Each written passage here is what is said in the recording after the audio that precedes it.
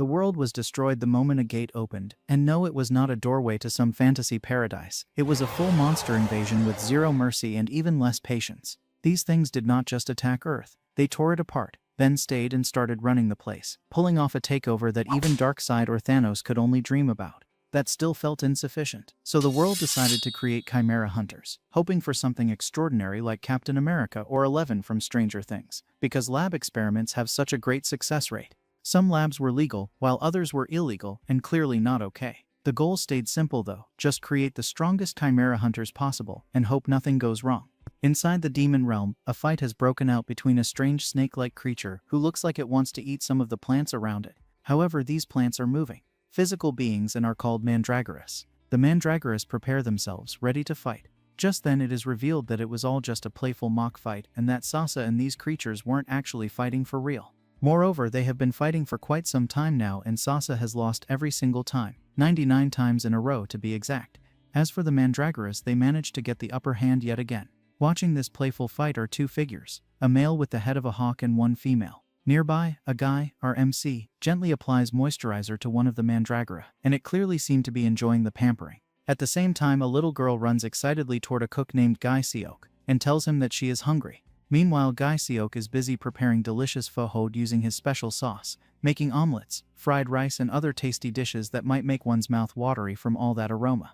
Not long after, the food turns out to be so delicious that all the mandragoras have already fallen asleep. Simultaneously, our MC quietly watches all of this, realizing that life in the demon realm despite its dangers can be surprisingly peaceful. Flashback to the human world. One day, a gate opens to the demon realm and chaos begins. Monsters pour out and some people awaken as hunters to protect everyone. Over time, awakenings become rare and human defense starts to fail. With no other choice, humanity turns to science and creates artificial beings called Chimera Hunters. These beings are made by mixing human and animal DNA with monster cells and gate minerals, and prisoners are used as test subjects. The result is a success. Chimeras become the strongest weapon for humanity, reduce deaths and help to stabilize the world. Many years later, illegal labs start to create chimeras for the black market.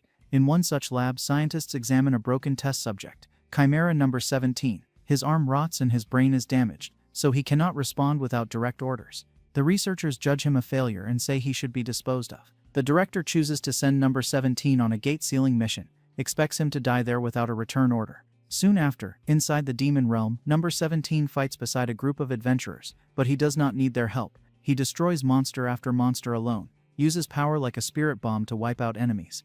The adventurers are shocked and can only follow behind him to collect loot. Even with his damaged mind, number 17 shows great strength and stamina. Days pass, the attacks never stop, and the gate still does not close. The gate begins to collapse and the adventurers prepare to escape. One female hunter wonders if they should bring number 17 back because he saves them all, but their orders are firm. He is to be left behind. Her companion says that chimeras are only tools without feelings, but number 17 starts to understand. While he keeps fighting, he realizes no return order will come. As monsters surround him and tear at his body, he continues to protect the retreat path, completes his mission. Abandoned and alone, he is destroyed. Later, the mission report shows a result. Not a single hunter dies, and Chimera number 17 defeats 1,823 monsters. In his final moment, number 17 begins to remember a lost past that appears in his mind. He realizes he once is a human child, taken away at the age of 9. Images flood his thoughts, and though his brain does not fully understand, he watches them in silence. He sees himself being born 80 years ago, then 70 years ago living in an orphanage, where he defends himself against bullies, and is punished even when he is not at fault. It is then that he leaves the orphanage and tries to live on his own. But life is too hard for a child. Soon some people kidnap the little boy, tie him in chains and use him for many cruel experiments. In the illegal lab, he is locked down and given the name number 17. Scientists inject him with S-class silk cocoon larva cells and wait to see what will happen. But even after many days, there are no harmful reactions. Instead, number 17 gains special powers. Because of his rare body, he still looks human and keeps his consciousness. The scientists are pleased and decide not to stop. They tell the others to keep adding more cells until they see how much his body can endure. 64 years ago, after receiving many monster fluids, number 17 still shows no side effects and keeps gaining more abilities. He is even made to clean the lab floors with monsters, uses his growing physical and mental powers, along with skills that are once only found in monsters. One day, while fighting a monster, number 17 saves a woman and her daughter, who thank him with tears, but as he turns away, he begins to forget the orders given to him. 59 years ago, His condition grows worse, and number 17 starts to question what he does. A scientist notices his memory fails, but the unstable scientist feels happy because side effects finally appear. 54 years ago, the scientist records that after more than 500 monster cell transplants over 50 years, number 17 becomes an S-class chimera. His potential can no longer be measured, and he is now the greatest success of the research lab. The most recent major change happens 20 years ago, when number 17 fully transforms and is no longer human. He cannot understand anything anymore and can only follow orders. 3 days ago, he is defeated by the monsters that flood the gate, finishes his mission but cannot escape. However, from the fluid released from number 17's body, something strange occurs. A mysterious light shines on a bone that belongs to him, and the bone begins to gain strange power. It slowly starts to rebuild itself, forms a complete body again. After a total of 527 monster cell transplants, number 17 is mysteriously revived. His body returns piece by piece, rebuilds itself with time. Even more strangely, he turns back into a human. Number 17 is confused and shocked, wonders if he truly becomes human once again. As he begins using his monster powers, he sees they are still there and understands he is not fully human, only human in appearance. His mind is no longer broken, and he realizes a long time passes with no one from the lab coming to take him back. So he accepts he is abandoned. The number that once marks his wrist disappears, and he knows he has no ties to the lab anymore. He then remembers being injected with an immortal type power whose core allows revival up to 3 times if it is not destroyed. However, he believes humans cannot join with immortal cells, but he is wrong, and he feels sure his body returns to its best state. For a long time his mind feels foggy, but the spells stopping escape or resistance are gone. It feels like his life as number 17 ends and he can live as a human. He begins to remember his true name, since number 17 is only a label given by the lab.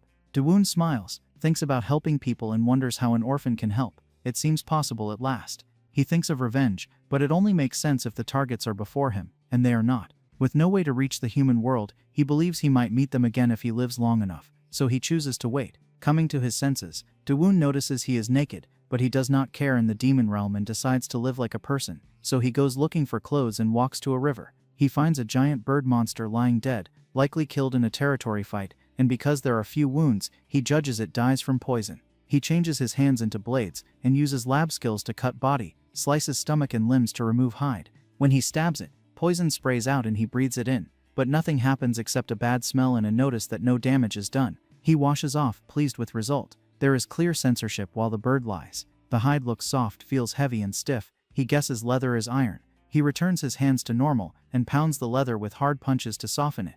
The work he does is called tanning, which removes hair, fat, and stiffness from leather to make it soft. After many punches, the leather finally becomes soft and fluffy, and Dawoon realizes he makes strong, high-quality leather. The bird monster is still censored. He wonders if the amount of leather is enough because he is quite tall. While he thinks, the bird suddenly comes back to life, with a small flame glowing near its tail. The bird is confused and shocked, wonders where its skin goes. At the same time, Dawoon shapes the leather, tears it to fit his body, and makes 2 holes for his arms. He ties it with a rope made from leaves and feels satisfied when the leather covers his body well. He then notices that some poison smell still remains, but since he does not want to wash it again, he chooses to wear it anyway.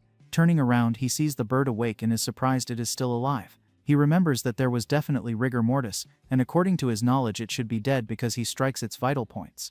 When the bird moves its head, Dawoon wonders if it truly understands him. He thinks that maybe the bird is also an immortal type and can revive. In the past he kills it as a hunter, but now it is weak and no longer a threat, so there is no reason to attack. Dawoon laughs and tells the bird that if it can understand, then both of them are lucky to have a second life, and maybe their paths cross again. He then walks away and enters a cave, thinks he now needs a place to stay. Inside, many monsters appear, and a giant centipede attacks him, but with one simple flick of his hand its head is cut off. He decides the cave is too dark to live in. He moves on to a snowy area, but monsters there keep attacking and it feels unsafe. He tries forests with strange smells, swamps that are too wet, and lava mountains that are too hot. None of these places feel right. Finally he reaches a valley with a waterfall, clean water, edible monsters, flowers, and fresh air. He is amazed by how beautiful the demon realm can be. He jumps down from a cliff, sees clear water full of fish, and knows he can survive here.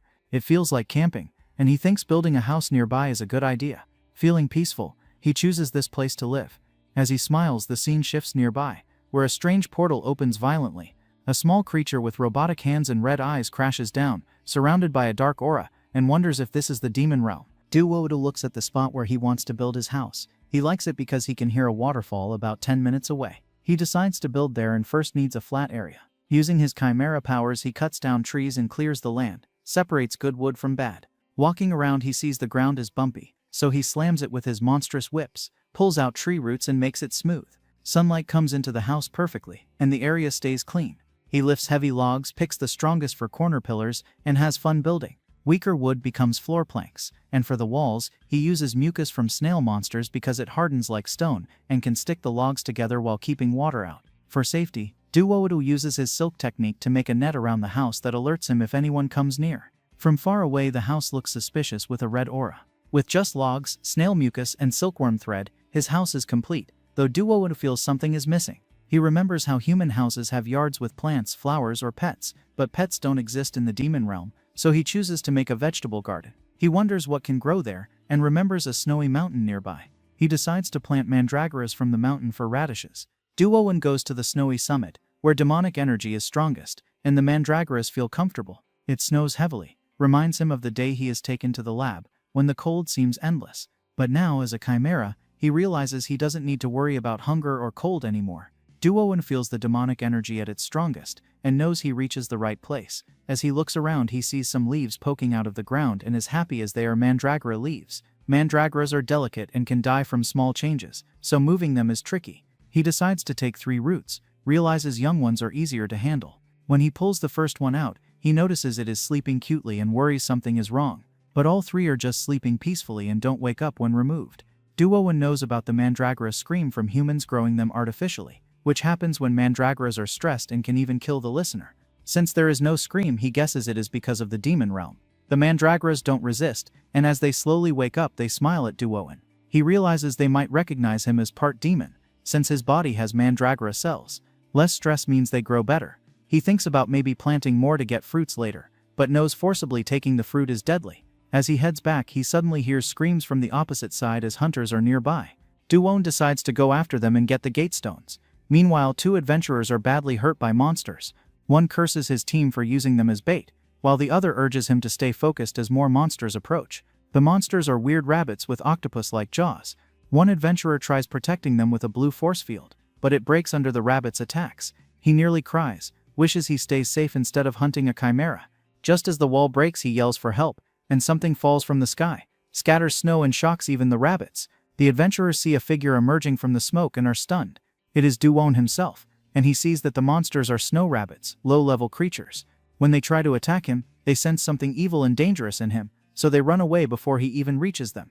The adventurers are shocked that B-class monsters flee from a single person. They thank him and introduce themselves as Sungju and Kim. When asked his name, Duwodu says it, and Kim finds him mysterious, especially with his strange outfit. Duwodu asks why they are at the snowy mountain, since they look like D-class hunters. They explain they need money, and receive a request to capture a chimera. Think the reward is good. Duwodu realizes they are not looking for him, because the escape test subject is a mechanical creature. He feels relieved. Then he asks about their belongings, and Kim says their team members steal everything, likely including the gate stones. Duwodu understands the gate stone is with those traitors. Sungju asks Duwodu if he plans to return to the human world, warns that staying too long in the demon realm can be deadly for ordinary hunters, though not for Duwodu as a chimera. The adventurers beg him to take them back because one has a pregnant wife due soon. But Duwodu suddenly senses danger and leaves without answering. Sungju and Kim are left worried, unable to follow. Meanwhile, the mechanical creature stands near a cliff, trapped. The 3 adventurers try to attack him together, but something inside the robot awakens. It prepares to fight with a dark, dangerous energy, dematerializes part of itself to strike back at the attackers. Duwodu reaches the cliff and sees blood everywhere. He wonders if he is too late, since the hunters are either gone or already killed, and their bags lie on the ground. From the situation, it looks like they dropped their gear so they can escape faster. Duwodu notices many animal footprints mixed with a child's footprints, showing that whatever chases them can change its form. He remembers Kim explaining earlier that the escaped mechanical creature is made of liquid metal and can freely change shape. Because the material is rare, the scientists make it small, about the size of a child or a big dog. This matches what Duwodu sees, and he smiles, impressed that such a creature can defeat 5 B-rank hunters alone. The scene then returns to Sungju and Kim lying injured. Sungju believes he will die because demonic energy spreads through his body, but Kim scolds him, reminds him about his unborn child. Unable to walk, Sungju asks Kim to tell his wife he is sorry. Kim cries, begs him to hold on, hopes for a miracle. Suddenly, Kim hears footsteps and sees Do-woon return carrying their gear bag. Kim falls to the ground, begs for help. He explains they have no gate stone and offers 2 large checks to buy one. Do-woon accepts, gives them a gate stone, and opens a portal. Kim bows deeply in gratitude. Do-woon later learns gate stones are now far more expensive than before, so he treats the extra money as payment for saving their lives. The boy touches Kim's shoulder, and blue energy spreads through him, and the same thing happens to Songju. They realize Do-woon sends mana into their bodies. This is very dangerous, because even low-rank hunters avoid mana infusion. If the mana clashes, their mana cores can break and everyone can die. Kim fears they will all die, but suddenly Songju is fine and looks completely healthy. The demonic energy inside him is fully purified. Songju hugs Kim in relief, happy to be alive, and the 2 adventurers decide to leave through the gate immediately. Kim bows deeply to Do-woon again, promises he will never forget this kindness. They are shocked that Do-woon can cleanse demonic energy using mana, something only possible with an enormous amount of it, and they cannot understand who he really is. After they leave, the scene shifts back to Do-woon, who looks at his house and feels slightly disappointed because it looks scary, like something from a horror movie. Still, he is glad no one enters his small precious home. He wants to check all the items he gains, pleased with the unexpected profit. Just then, he notices the mandragoras make soft cries. Their leaves droop, likely from the long journey. Do-woon plants them in front of his house, but they still seem unhappy. He thinks they might dislike being moved or are hungry without soil, so he gives them some mana. Soon the mandragoras smile again, making Do-woon happy. However, he senses an aura behind him and realizes the mechanical creature watches from the bushes. Do-woon ignores it, stores the money checks, and unpacks his loot, which includes cooking gear, spare clothes, 8 gate stones, and sleeping bags, meaning he no longer needs a bed. Suddenly Do-woon notices a bowl of ramen inside the bag, and remembers that the last time he ate it is in the orphanage. Feeling hungry, he decides it is the perfect time to cook it. He reads the instructions and goes to get some water, but on the way several monster fish attack him. Staying calm, he lightly flicks them away so they are not destroyed, thinks they might taste good in the ramen. Instead of normal eggs, he collects monster eggs, and for toppings he picks something crunchy to replace green onions and other extras. Once everything is ready, he goes back inside. At the same time, the mechanical creature follows him. Its stomach growls as it realizes he cooks. Do-woon turns on the portable stove and boils everything together, even adds the fish without caring about the instructions. Soon, a terrible smell fills the house, makes it hard for the mandragoras to breathe. Even Do-woon wonders if ramen is supposed to smell like this, but he cannot remember clearly. The mechanical creature, drawn by the smell, turns itself into a cute dog, pretends to be injured and whines to get food. Do-woon quickly realizes it is the same creature following him, and sees through the act, understands it is just an innocent and clueless being. He tells it the food is ready and shares the ramen. Though it looks tasty to them, it actually tastes awful. Still, Do-woon eats everything, lost in memories of how good ramen once was. After eating, as the dog tries to leave, Do-woon points out its fake limp, makes the dog mess up and reveal itself. Do-woon heads near the waterfall and finishes washing the dishes, then decides to wash his clothes. He does not like flower pollen because of bad memories, but he also does not want to wear leather clothes forever, since the weather can become hot and dry. He wants to dress like a normal person, not a caveman. Using a stick, he tries to gently clean the pollen from the clothes, knowing they can tear if he is too rough. However, with just one light hit, the rocks fly into the air, the ground cracks and the clothes are torn apart. Do-woon looks blank for a moment and thinks it is fine since he still has another set. While looking around, he notices the mechanical creature has turned into a rock. He wonders why it keeps following him, changing forms like a fish, a log, or a rock. When it sees bugs, it suddenly runs away, showing it hates them. From this, Do-woon realizes the creature's mental age is likely under 5, with strange behavior caused by forced knowledge injection. Pretending not to notice it, he continues washing and finally manages to clean one t-shirt, though it is too small to wear. He leaves it to dry and goes to check the mandragoras. After he leaves, the rock reveals itself as the robot, happily takes the shirt and turns into a human girl who fits it perfectly. Meanwhile, Do-woon sees the mandragoras wilting again, and discovers worm monsters underground drain their energy. Do-woon crushes the soil well to make it smooth so the same problem does not happen again. This helps for now, and the mandragoras look happy, but Do-woon knows he still needs to make a proper vegetable bed around them. He thinks about making it as big as his house. Just then, small footsteps come closer, and the robot appears as a cute girl and greets him. Do-woon immediately knows it is the robot, and thinks she takes a human form because she wants to talk. The girl acts surprised and asks if the log house belongs to him. Happy to talk, she asks if Do-woon lives there. Do-woon decides to tease her and asks which tribe she comes from. She panics and says she is from far beyond the waterfall, too far for him to know. Seeing the clear lie, Do-woon jokes and asks if she is from the coconut tribe. Not knowing any better, she quickly agrees. Do-woon then notices she is wearing the shirt he washes. She gets upset and says that in her tribe, anything you pick up belongs to you, so the shirt is hers. Do-woon lets her keep it but asks why someone from the coconut tribe is so far away. The girl says she is kicked out and begs to live with him. Do-woon is shocked but learns she just wants a safe place with no bugs. He agrees on one condition, as she has to help. When he asks her to help prepare the vegetable bed, she eagerly agrees and plows the entire field with unbelievable strength. Do-woon realizes she is trying her best to impress him. When he asks her name, she freezes, realizes she has none, and decides she needs to choose one. She says her name is Nari, and Do-woon jokes that it sounds like Forsythia. The girl shouts that her name is Nari, not what he says. Soon after, the work is finished, and the vegetable bed is ready. Do-woon even builds a stone fence so the soil does not fall away. The mandragoras are clearly happy in their new home, and Do-woon realizes he should have prepared the field earlier. Suddenly, Nari begins to cry, which confuses him. He learns that seeing the mandragoras play reminds her of her old friends. Before he can ask more, Nari freezes as dark mist spreads through the area, turns the place red and frightening. Nari collapses in fear, but Do-woon tells her it is just monsters hunt each other. Nari then explains that earlier she sees a small chick-like monster being attacked and bitten by poisonous creatures.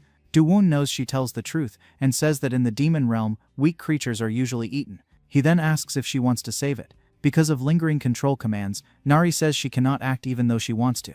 Realizing this, Do-woon gently asks if she wants to at least go check on the chick. That is enough, and Nari flies away. She soon finds ant-like monsters attack the small bird and fights them all off, determined to protect it. Remembering how she is bullied in the lab for being different, she refuses to let the same thing happen again. After defeating the monsters, she returns crying because the chick is still badly hurt. When Do-woon sees it, he suddenly feels he sees this kind of bird before. Reminds him of a giant bird he once kills. Nari cries because the small chick does not wake up, and she fears it is dying. Do-woon decides to check it himself and gently sends his mana into the chick. He realizes that it has no deadly injuries and is still alive. He understands that every monster's energy carries its own story. The giant bird he once kills now becomes small and pale, but it is still the same creature, much like the undead monster he sees before, which can change its form. Do-woon wonders why it shrinks so much and if it heals in a different way from other monsters. While he thinks, Nari anxiously asks if the chick is going to die. Do-woon calmly explains that it is only starving and likely becomes too small to hunt food on its own. He tells her that he gives it mana, so it slowly heals if left alone. Still, Nari does not want to abandon it, because she remembers being treated the same way in the past. To her, the chick looks weak and lifeless, and she believes it dies if no one cares for it. She begs Do-woon to let her raise it, promises to feed it, train it, and take full responsibility. Do-woon feels oddly happy, knowing the bird can grow very large one day. Nari quickly adds that she only feeds it a little, so it does not grow too big. Do-woon agrees and says it might even protect the yard someday. Soon, the chick begins to drool and slowly opens its eyes, confused about where it is. It sees Do-woon, the man who once skins it, but does not realize it is held by a small girl who suddenly throws it into the air in excitement. The bird squeaks loudly, shocked to see a child in the demon realm, while Nari is simply happy it is alive. Do-woon then realizes something important as he can clearly understand everything the bird says and feels. Later, Nari wraps bandages around the bird and proudly says the healing is finished, while the bird is annoyed that it cannot move. She tells Do-woon she names it Cool because of its sounds. Do-woon says the name is fine. The bird angrily tries to protest, says it already has a name, but before it explains, Nari pours water on it, thinking it is thirsty. Cool puffs up in shock. Do-woon realizes Nari cannot understand the bird, and tells her to stop giving it water, as it can be dangerous. Nari misunderstands and decides the bird must be hungry instead. Meanwhile, Do-woon starts building a storage shelf, but the wood splits easily. Cool explains that the log is soft wood, not hardwood, confirms that different woods have different strength. Do-woon asks which color of wood is the strongest, and the bird answers that it is clearly redwood. Right after saying that, the bird suddenly realizes Do-woon can understand him, which shocks him because humans cannot speak monster language. Do-woon does not react and calmly wonders where he can find red-colored wood. Cool, still having his abilities, tries to read Do-woon's mind to learn more. However, when he uses his power, he sees a huge monster presence inside Do-woon blocks all mind waves. Do-woon keeps talking normally and asks why he cannot find the redwood even after searching. The bird starts sweating, realizes Do-woon blocks the mind reading and can hear his thoughts clearly. Do-woon explains that he hears the bird's thoughts as human words, and strangely, the bird can also understand human speech. Cool hesitates, but Do-woon guesses he is a rare intelligent monster. When Do-woon asks if they meet before, Cool admits they do. He explains that Do-woon once saves him, and from that day he promises to return the favor. Do-woon realizes that when he removes the bird's skin earlier, the poison is removed while its core stays intact. Feeling glad, Do-woon asks for help, and the bird agrees, leads him toward the red wood. The scene then shifts to fire spreading everywhere, as Neri runs in panic, screams and begs someone to stay away. She collapses, terrified, realizes a man from the lab chases her to capture her. Fire paralyzes her with fear. The man, wearing a futuristic jacket, checks his phone and confirms the mechanical creature can freely change shape. Even though it looks like a child, he prepares to attack, forms flaming claws. Just then, Do-won and the bird return. Do-won is annoyed because his peaceful time is disturbed. The bird gets angry too and decides to protect Neri. Do-won realizes Neri is terrified of fire and chooses to put it out first. The man sees Do-won and assumes he is another hunter, warns him to leave. Do-won snaps back, says the man talks too much. Annoyed, the man slams his hands down, releases massive flames. Do-won calmly causes a landslide by striking the cliff above, buries the man. Afterward, Do-won checks on Neri and tells her to defeat fear again and again. As he pulls the man out by his hair, Do-won is surprised when it comes off, reveals the man is bald. After Do-won looks at the bald man, he feels shocked and confused about how someone so young can be completely bald. Even the bird feels a little sorry for him. Neri, however, stares at the shiny head and suddenly laughs loudly, almost like she loses her mind because she finds it really funny. Since the man is already defeated for her sake, he no longer feels scary to her. Unique, on the other hand, feels uneasy because only minutes earlier, this same man is rough with Neri. That alone is not strange, but then the bird tells Do-won that once he sees something, everything makes more sense. The bird uses a skill called mental resonance, which allows memories to be seen and shared. Right away, Neri's memories appear. Ji-jong, old and unstable scientist, experiments with a strange metal liquid, which is Neri. As she slowly becomes aware of herself, she realizes she is in danger. The scientist keeps using fire on her during experiments, which explains why she is so afraid of flames. He claims it is durability testing, but she is burned again and again. The memory ends as Do-won gently taps Neri on the head and praises her for being brave. He knows her fear does not disappear quickly, but this is still progress. He then asks the bird what they should do with the bald man. Neri smiles and says she has an idea. The scene changes to the man hanging from a rope near a waterfall, with water constantly pouring over him. The water makes him sick while Neri laughs and says that if he stays wet, fire cannot hurt them anymore, and the uncle is not scary. The man bitterly thinks he does not come to the demon realm for this kind of treatment, but Neri feels he deserves it. Do-won tries to tell her not to judge people by looks, though he feels relieved inside. Neri seems to heal faster than expected. Do-won then goes to collect water to make ramen.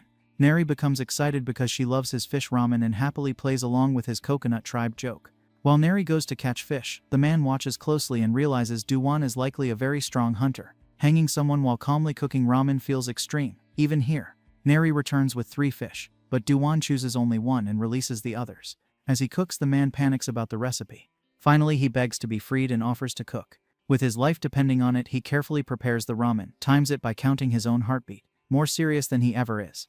After counting 270 heartbeats, Gi-seok quickly takes the ramen out and lifts the noodles into the air, lets steam escape so they become soft and bouncy. He knows kimchi makes it perfect, but since they are in the demon realm, he uses what he has and feels satisfied with the result. That is when everyone learns the bald man's real name is Gi-seok, and his simple ramen even shows attributes: high taste, balanced nutrients, and no waste.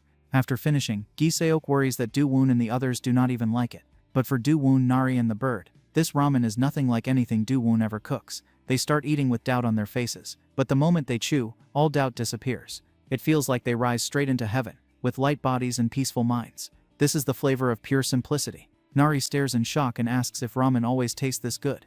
The bird wonders if humans eat food like this every day. Do-won is also surprised but stays quiet and keeps eating. Soon the pot is empty. The bird's belly is round, and it keeps burping. Nervously, Gi-seok asks if they like it. Nari feels sad it is already gone. Do-won then asks Gi-seok what he wants. When Gi-seok looks confused, Do-won explains he does not want to take such good food for free, and grants him one request if possible. After hesitation, Gi-seok kneels down and asks Do-won to train him. He says he is hunter Gi-seok and wants to become as strong as Do-won. Gi-seok believes Do-won is the strongest hunter he ever sees, and assumes he stays in the demon realm long term. Desperate, Gi-seok even brags badly, though in truth he only knows cooking from helping at his father's chicken shop. He offers to bring supplies from the human world and even pays for lessons. Do-won then asks why he attacks Neri. Gi-seok admits it is not for money, but to pass the hunter promotion exam. Do-won tells him to stand and says they spar instead. Gi-seok is overjoyed, but Neri suddenly asks to fight him herself. She says she wants to face her fear of fire. When Do-won asks Gi-seok if he can break an obsidianite stone harder than diamond, Gi-seok hesitates, as until Neri shatters it with one hit and confidently challenges him to fight. Gi-seok's stomach rumbles as the smell of the cooked ramen fills the air. The story flashes back to his past, showing him as a natural awakener who gains fire powers at 8, much earlier than most people. During his B-rank hunter test, he defeats every opponent easily and earns his rank before turning 20. His talent and fame grow fast, and he dreams of becoming the strongest hunter. But life hits him hard when his hair starts falling out. By his early 20s, the top of his head thins, and by mid-20s he has an M-shaped hairline. He tries every treatment and hair implant, but doctors say nothing works. His looks and talent fade, and his competition results drop. He becomes reckless, spends his days on the couch watching TV and eating fast food. One day he sees a TV interview with Dr. Han, who accidentally spills rare liquid metal on his bald head in the demon realm and regrows hair. But the doctor already uses the rest to make a machine creature and refuses to make a cure. Jigsao's crushed but determined to find that machine in the demon realm and use the metal to restore his hair. Back in the present, Jigsao lies on the ground, realizes the kid in front of him, Neri, is far too strong. Neri laughs at her victory, Ku's stunned, and Dowoon decides Jigsao needs to improve before sparring again. Jigsao's eyes burn with determination. Dowoon just finishes building a sturdy redwood shelf. Jigsao, refreshed after removing his wig, conjures a fire spear and charges Neri. She shifts into liquid metal to dodge, then back into human form, kicks him far and splits a rock. Neri laughs proudly, no longer fears fire, thanks to Jigsao. Lying there, Jigsao wonders if this is the limit of his life as a B-rank hunter, but he refuses to give up. In the demon realm he still has a chance. He stands, looks at Neri, and calls out for one more round, ready to fight again. Suddenly, before the next round starts, Jigsao starts bleeding from his nose. Dowoon asks him how long he stays in the demon realm, and Jigsao says 9 days. Dowoon warns that with his current rank, staying longer kills him from mana corruption, and he needs to leave immediately. Jigsao wants to stay but knows he has no choice. Dowoon encourages him, says he has potential to reach A rank if he trains hard. At first Jigsao doesn't believe him, says he fails the A rank test 6 years in a row, but Dowoon explains that his mana doesn't fully mature yet, and he shouldn't give up. Jigsao is almost in tears, thankful, and promises to give his all, while asking Dowoon and Neri to watch over him.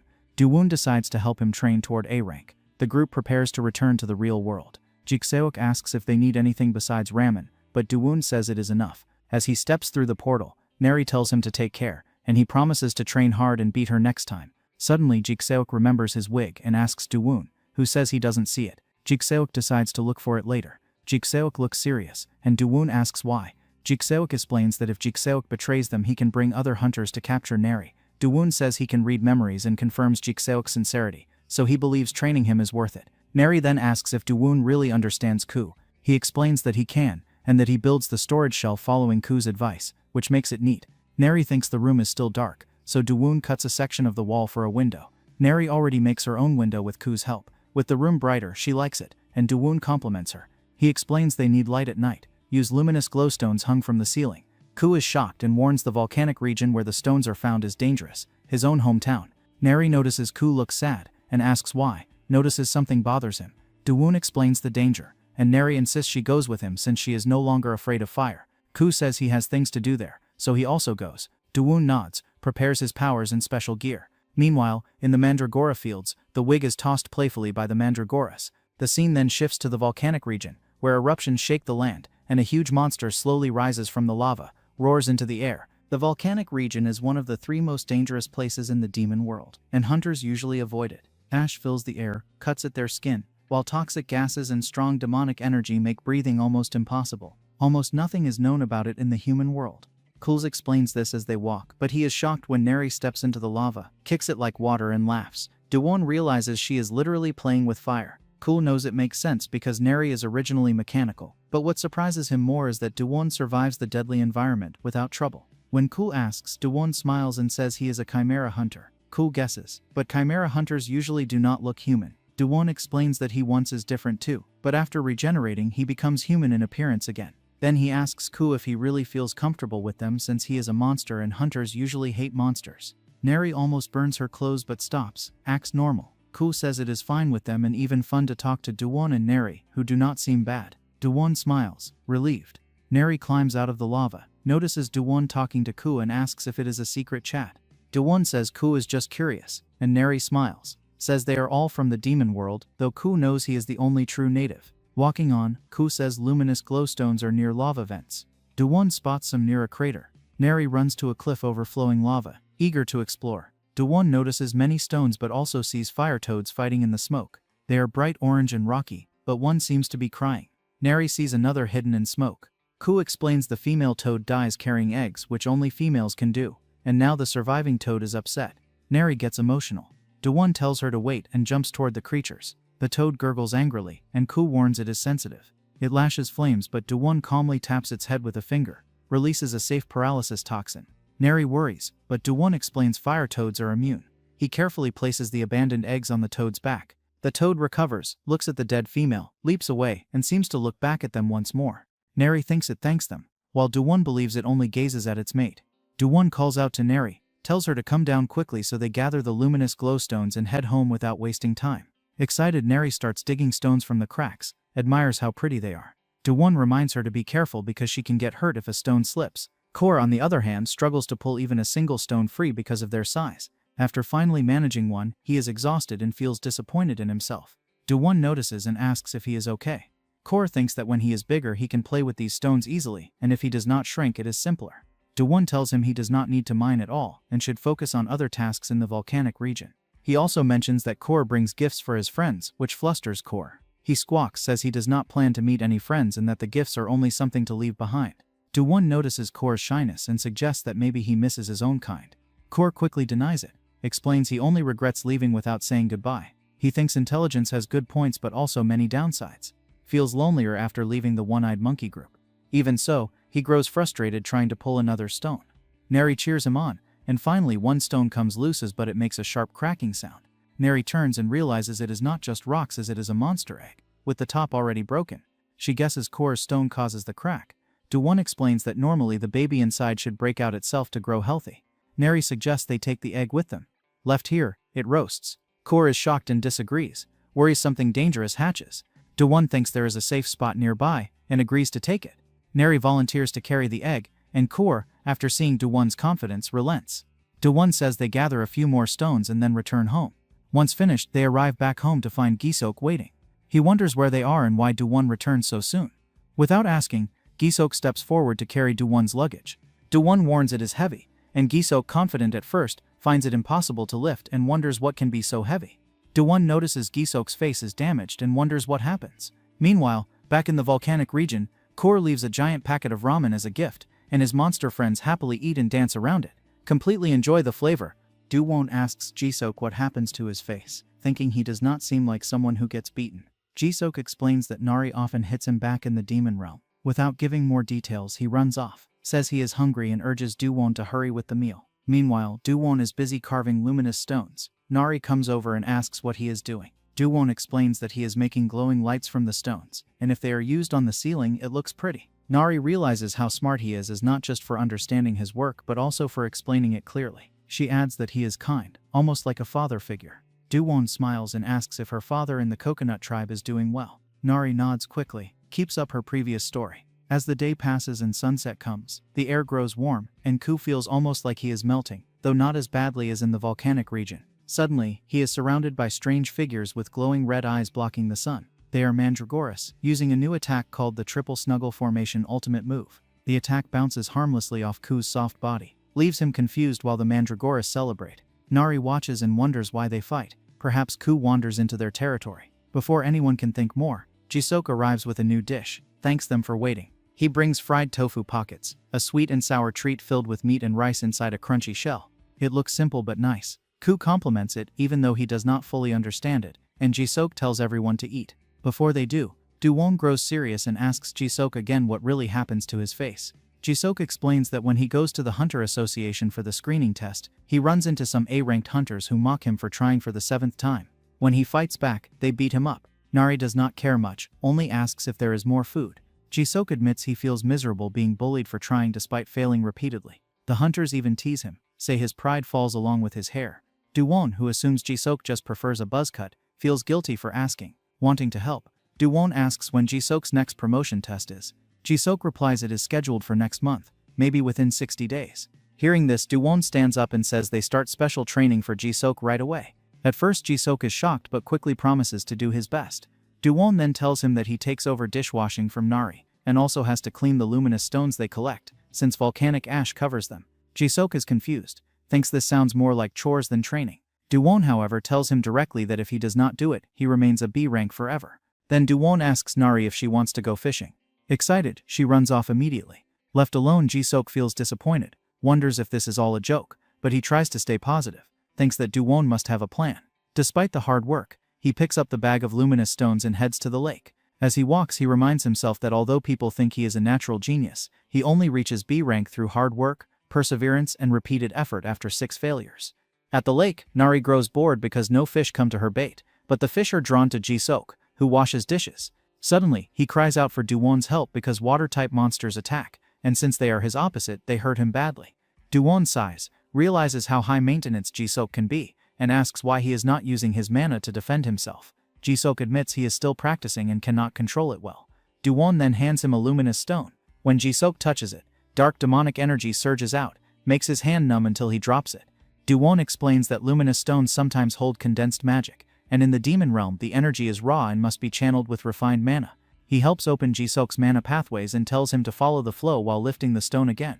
Focusing, Ji-seok finally lifts it, uses all his strength. Relieved, he realizes that even the dishwashing and stone cleaning are part of his training.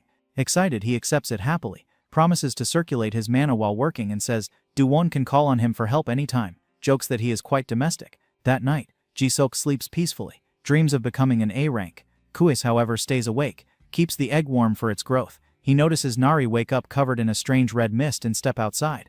Tilting his head, Kuis wonders where she goes so late at night. Nari notices her dress is dirty. She feels sad because she does not want to ruin the clothes Do-won gives her. She decides to wash them so they are clean again. Ku and Do-won are behind her. Do-won does not understand why she washes clothes at night, but Ku quickly tells him it makes sense since she has no spare clothes. By the lake, Nari is happy when the stains are gone, and her dress looks perfect. Do-won realizes he does not think about her needs before. He tries to act casual, talks about the weather, while Nari pretends to be out for a walk. Then Do-won ties leaves and a flower around her dress, makes it look like his own outfit, and even gives her his favorite forsythia flowers. Suddenly, something rustles in the bushes, and Nari gets scared. Do-won calmly tells her it is just a steel grasshopper, a B-ranked monster. He asks if she needs anything else, like clothes or shoes, but she is already happy. Later in the human world near District 30, Do-won appears through a portal, thinks it is wrong to give her only one set of clothes. Pedestrians notice him barefoot and in unusual clothes. He thinks about letting Nari choose new clothes, but the human world is still risky for her.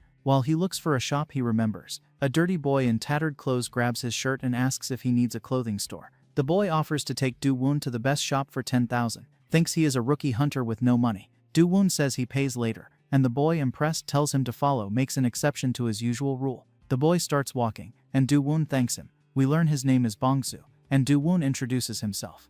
Bongsu says he calls Do-won Big Brother, because he is a senior. As they walk, Do-won notices petrol cars move through the slums, change the area a lot. Bongsu asks if Do-won is awakened for long since he comes out of a gate with no gear, guesses maybe some punks take it. He tells Do-won not to worry because everyone goes through that at first. Do-won just smiles, impressed at how much Bongsu knows. Bongsu shouts that he is not a kid, only small from malnutrition, and he is already number 17. Do-won ignores it and looks around. Bongsu warns him to avoid District 13, says it is dangerous, with the space gang from District 11 taking over, and even the cops giving up. Do-won thinks about the gang, and whether the orphanage in District 13 is still there. They then come to a small shop called 1+1, offer a buy one get one deal for 20,000. It is run by a woman named Park, who looks worn out.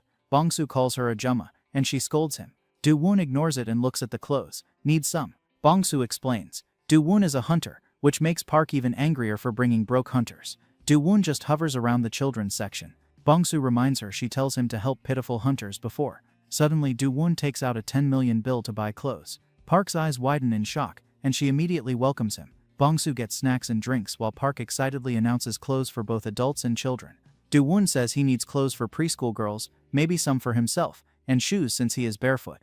The lady smiles and says children's fashion is their specialty, and starts showing him the spring and summer collection. She points out laced clothes, comfy sets, and tells him if it is pink he should just take it. Soon Do-won has a long bill, and Park cries happily because her shop sells out completely. Do-won tells her he carries the clothes himself, no shipping needed. After shopping, he gives Bongsu a new set of clothes and 100,000, then asks for one more favor which surprises the boy. Do-won tries on the new clothes and enjoys it. They go near an inn, and Bongsu says it is clean and safe by the police station. Do-won goes inside, checks it, and gives Bongsu the keys, tells him to live there since he is on the streets too long. He pays 1 year's rent in advance and includes meals. Bongsu is confused, thinks maybe Do-won has a catch, but Do-won explains he helps him because Bongsu reminds him of his own past. Do-won tells him to take care of himself, promises they meet again. Then Do-won returns to the demon realm, where Nari and Gisok run toward him. Gisok is naked and covers himself with a blanket. Nari asks where Do-won goes. He explains he goes shopping and brings gifts for her. She is excited and Ku is surprised at how many clothes he brings. Gisok notices there are none for him, but Nari is thrilled with the pretty clothes. Do-won tells her to try on whatever she likes, and she starts immediately. Meanwhile, inside the house, the egg already cracks, and something inside tries to come out. Do-won folds all the clothes he brings back and feels relaxed as he works. Ku and Do-won watch Nari try on the new outfits. Amazed at how pretty she looks, she is so excited, never having her own clothes before, and spins around the room like a little ghost, unsure which outfit to pick. Do-won is happy to see her so thrilled, and even Ku admits she looks really cute. Finally, Nari chooses her favorite as a hoodie with a small chick stitched in the middle, which looks like Ku. Ku is shocked, wonders if it is meant to be him, while Do-won smiles and tells her it is a good choice. She is so excited that she is ready to help put the rest away. Ku, however, worries about what Do-won does with so many clothes since there is no space. Do-won explains he plans to expand the house and add a dressing room with a walk-in closet. Ku realizes this means more trees need to be cut, but Do-won says someone else handles that. Looking toward the forest, he calls Jae-seok for special training. Suddenly, Jae-seok appears full of energy, says he is always ready, and even brings Do-won's training gear. He thinks Do-won's leather outfit is poisoned, and that training in it is the secret to his strength. Respect for Do-won grows, and Jae-seok vows to work harder. In truth, Do-won just does not wash it properly, but he tells Jae-seok to wear it and chop wood while Ku shows him which trees. Jae-seok panics, warns he can die, and asks why they need wood. Before Do-won can answer, Nari shouts that the egg acts strange. They all gather around as it shakes violently. Do-won judges it is about to hatch. Nari is amazed. Jae-seok worries it might be a monster. They argue about whether it is cute. Shells crack, eyes peek out, and sharp claws tear the shell. Jae-seok panics at the thick scales and tongue, but the creature only tries to chirp. Nari immediately finds it adorable, while Jae-seok cannot tell if it is a chick, snake, or something else. The little creature jumps out and grabs Jae-seok's bald head, makes him scream loudly. Later, Jae-seok trains, while Ku taps his shiny bald head with a stick, keeps him moving and reminds him of the mountain of work ahead. Jae-seok does not understand why the creature keeps hitting him and wonders why it feels like it scolds him. Meanwhile, the poison from the leather jacket is so strong that Jae-seok can barely breathe, amazed at how Do-won wears it all the time. Do-won, finishing folding all the clothes he brings back, feels relaxed and calm from the task. From another room, Nari calls out that the little creature eats bread gently and behaves nicely. Do-won realizes it must recognize Nari as the one who saves it. They still have a question as what they should call it. Nari suggests Sasa because it is small and snake-like. As soon as she says the name, the creature darts off, eyes shining, and both Nari and Do-won watch, curious where it goes. Nari runs after Sasa, and it looks like they play together. Do-won notices she grows fond of the new family member, but he wonders if Sasa is a known species, having never seen one like it. Ku quietly warns that if Sasa comes from the volcanic region, they need to watch the Mandragoras carefully, because monsters from volcanic regions eat plants, especially those with strong demonic energy. Sure enough, Sasa heads straight for the Mandragora field, likely their natural enemy. When Do-won and the others arrive, they see Sasa and the Mandragora stare at each other like in a standoff. Nari wants to stop it, but Do-won says it is better to let them settle the pecking order, as neither side is strong enough to cause serious harm. Sasa darts toward the smallest Mandragora, but the largest blocks the attack with its triangle formation. The second Mandragora swings, but Sasa blocks it with its tail. Ku shouts to stay alert, yet the smallest Mandragora strikes Sasa with a punch, makes it cry for the first time. Shocked, the little creature runs, and the Mandragoras feel proud. Do-won says with a smile that the Mandragoras win this round, and Ku thinks it is a good match. Jae-seok, exhausted, asks if they should stop, but Ku keeps tapping his head, says training is not over. The scene then shifts, shows a vast sky, and a huge ocean below, with a flying creature that has a human body, and a bird's head. Ku hovers nearby while flicking his wings and hits Jae-seok's bald head with a stick whenever he slows down, tells him to hurry. Nari kneels on the planks, carefully spreads green glue on each piece of wood to make the panels stick. Sasa coils near the doorway, watches her master with bright, curious eyes. Do-won moves between the piles of folded clothes in the half-finished room, places garments neatly on the new shelves. By sunset, the entire day passes. 2 full days later, Jae-seok finally throws the poison leather jacket aside, completely exhausted. His training is over after 2 days without sleep, and it is extremely hard. He mutters about needing breaks but knows that training under Do-won always requires sacrifices. Looking at the crude but finished room, he wonders if it is finally ready. Do-woon stands beside him, arms crossed, faintly smiles and says he does better than expected. Gaib-sok blinks, unsure what that means, but Nari points out that the room smells like flowers. Soon both men notice the lavender scent too, which calms them after 2 sleepless days. Gaib-sok explains that he picks aromatic wood for the shelves, and even the mandragoras seem happy. Their little leaves tremble. Sasa sleeps peacefully, enjoys the scent. Gaib-sok remembers the snake's name is Sasa, which Do-woon chooses, though he is open to changing it. Gaib-sok jokes Snake Chick, to which Do-woon wrinkles his nose, and Nari calls it Peepee. Gaib-sok suggests majestic footsteps in the drawer, explains his own name as Rocky Mountain Horseshoe. Do-woon decides to keep Sasa, since the snake likes it. Gaib-sok got the next plan, and Do-woon says he wants to build a strong fence around the property to keep intruders out. Gaib-sok wonders if anyone dares come near the dark forest, but Do-woon warns that srank monsters or hunters might appear. Gaib-sok suggests using yellowish quartz from the coastal region, harder than black stone, and placing luminous stones at the base for strength and beauty. At night, he says, the house glows like a campsite. Do-woon imagines it and agrees. Nari claps in excitement. Gaib-sok stays calm, and Gaib-sok stares at Do-woon, shocked, asks if they even know what the coastal region is like. Gaib-sok feels a sudden warm trickle from his nose, and realizes that his time in the demon realm pushes him too far. He slumps, pretends to be weak, and tells Do-woon he needs to go back to drain some of his demonic energy, or it becomes dangerous.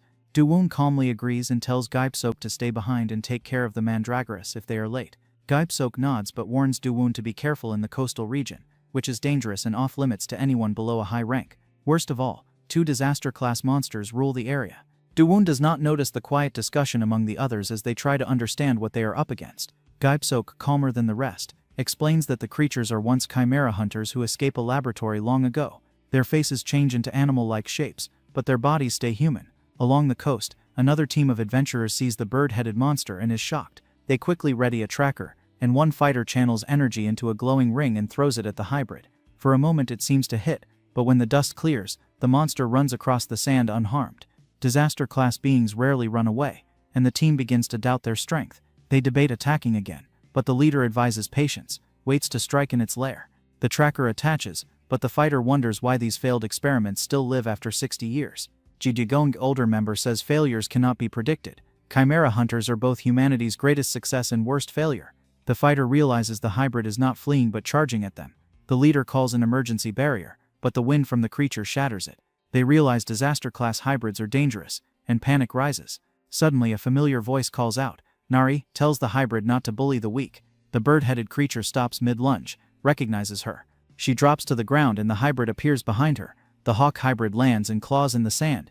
Nari then explains to Do-woon that an uncle like a sparrow causes trouble, and Do-woon wonders if it is a sparrow in a man's body.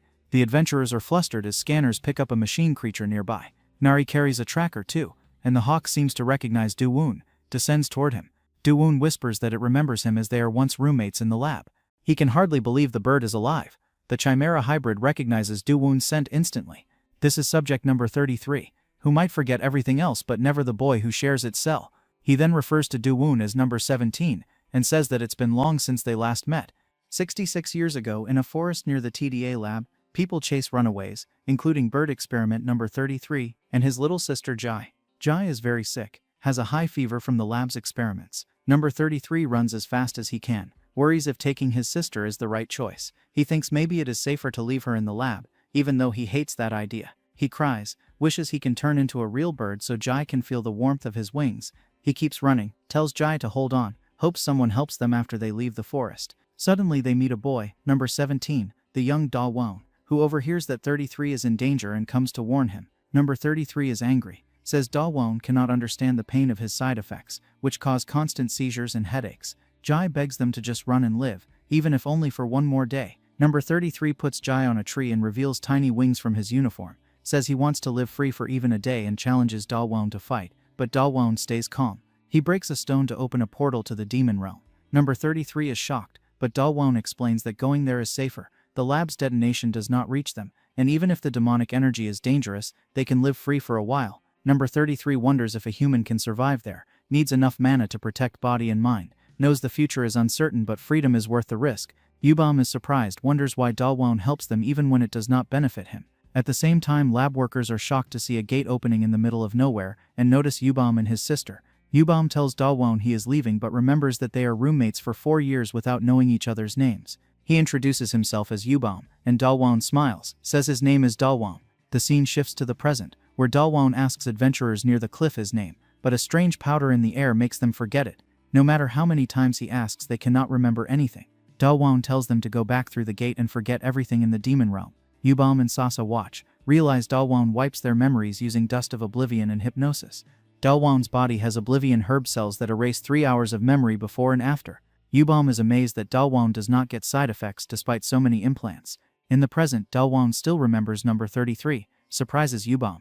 Nari pulls Dawon's shirt, asks if he is really friends with the sparrow uncle. Dawon laughs, says the uncle is from the sparrow tribe. She apologizes to the eagle hybrid, still calls him sparrow uncle. Her stomach growls, so Dawon asks Yubom if they have food. The scene shifts to a beach, where a huge nest-like house stands. Yubom brings a plate of grilled clams with demon realm butternut and red moss. Nari is shocked by the huge clams. Dawon is impressed by the taste, and Ku eats first, blushes as the food is incredibly fresh and delicious. He wonders if he swallows the wave, or if the wave swallows him. The clams Nari eats seem to dance with every bite, and the red moss makes the dish even better. Yubom says the red moss works with everything and bows, happy that his guests like the food, tells them to eat slowly. Suddenly the eagle's face turns pale, shows he is in pain, though Dawon notices it silently. Nari causes a commotion, asks the sparrow uncle for more food. The eagle nervously says he is out of ingredients, but Nari asks if they can catch clams and he makes the dish again. Yubom is shocked, knows it is dangerous for a child to catch clams with monsters in the ocean, but Nari, Sasa and Ku are fine, decide to get 10 clams to eat more. Dawon and Yubom start talking while the eagle marvels that he survives thanks to immortal cells and now has a good life. Dawon asks if Yubom wants revenge, but the eagle says he still carries the detonation spell that explodes back in the human world. Dawon then asks if Yubom can control his wings and why he cannot change back to human form. Yubom explains he stays transformed so his sister Jia does not feel worse about her permanent mutation. Dawon learns Yubom only has a month to live, and the eagle recalls struggling to balance mana and demonic energy to survive with Jia. Recently Jia's mana hole twists, causes her energy to rage. She eats sleeping fruit and rests to slow it, while Yubom hurts his own mana hole. Dawon realizes that Mandragora can heal them, but Yubom does not know this. Inside the nest, Jia screams in pain, half-bitten apple in hand as her mutated demonic cells overwhelm her. Yubom is stunned to learn that both he and his sister can actually live longer and that his mana hole illness can be cured. He wonders how this is possible, and Dowoon understands his shock, since the lab never teaches alchemy before experiments turn 15. Dowoon explains that all they need is purified water made from the fine roots of a mandragora.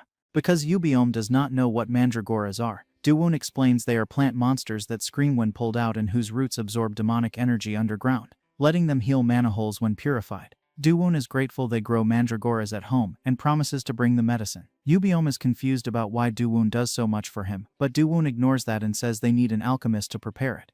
Since Yubom cannot enter the human world due to the detonation curse, Dowoon decides to go instead, asks Yubom to watch over Nari, Kuer and Sasa. Yubom agrees immediately. When money becomes an issue, Yubom offers a bag of hunter goods, which Dowoon says is more than enough before he leaves through a gatestone. The scene moves to the human world, where Dowoon walks through the slums with Bongzu, now a well-dressed full-time guide. Bongzu suggests the Alchemist Association nearby and explains his sandbag training, says he wants to become strong like Dowoon. Dowoon smiles, notices Bongzu looks healthier. At the association they see Mr. Kim outside, nervously on the phone with a loan shark, and Bongzu explains the man is demoted and underpaid. Dowoon bluntly says that if the man is demoted he probably does something wrong, but Bongzu sadly explains the truth. Back in Gold City, one of Mr. Kim's seniors secretly steals money meant to help the slums, and is known for taking credit in using dirty methods. Mr. Kim reports him, angers the man, and is punished by losing his good job. After this, Mr. Kim turns around to enter the building and is surprised and happy to see Bongzu. Notices he grows taller. Bongzu greets him properly and explains that Dowoon needs an alchemist. Dowoon notices Mr. Kim's calm and refined presence and realizes he is not ordinary. Bongzu soon excuses himself to continue training, while Mr. Kim invites Dowoon inside. Inside the building, a bored receptionist complains in his head about having a terrible boss and no future. When the manager enters with Dowoon, both the receptionist and assistant manager Park are shocked. Mr. Kim offers drinks, but Dowoon refuses and gets straight to the point. Says he knows Mr. Kim is an A+ alchemist and needs mandragora-based mana hole purified water. Mr. Kim is shocked, especially when Dowoon reveals fresh mandragora roots. Dowoon then shows rare coastal items as payment, including black pearls, a living demon clam and red moss. Mr. Kim says the items are worth more than the whole building. As the assistant manager goes to fetch an appraisal machine, Do-woon notices a bottle holding a dried mandragora. Do-woon is shocked when manager Kim says they have no mandragora, and the man explains that the one in the bottle is already dead. It is 10 years old, and all its healing power is gone. We learn that Mr. Kim loves mandragoras, so he keeps it as a keepsake instead of throwing it away. Do-woon then tells him that the mandragora is actually still alive. Do-woon pours his mana into it, and slowly bubbles appear in the water as it begins to breathe again. Do-woon shows this to Mr. Kim, explains that it reacts whenever mana is given. Mr. Kim is deeply shocked and realizes the mandragora only survives in a suspended state because its demonic energy dries up. When Do-woon tries to give it more mana, Mr. Kim is stunned, since he fails many times before. Suddenly the door bursts open and an old man with a gold tie enters. He is Executive Ang Goi-jong, who mocks the poor office and reminds Mr. Kim of his downfall. It is revealed that Assistant Manager Park informs him to gain favor. Goi-jong notices the rare items and learns Do-woon brings them. He introduces himself as Executive Gang Goi-jong, and offers Do-woon a deal to move to Gold City. Do-woon ignores him, asks about a mole on his face, and mentions Bok Deok, asking Goi-jong what's his relationship with him. Goi-jong admits he is his grandson. Do-woon then remembers a cruel man from his past with the same mole, and loses control of his anger, forces Goi-jong to his knees. He coldly asks if the TDA lab still exists.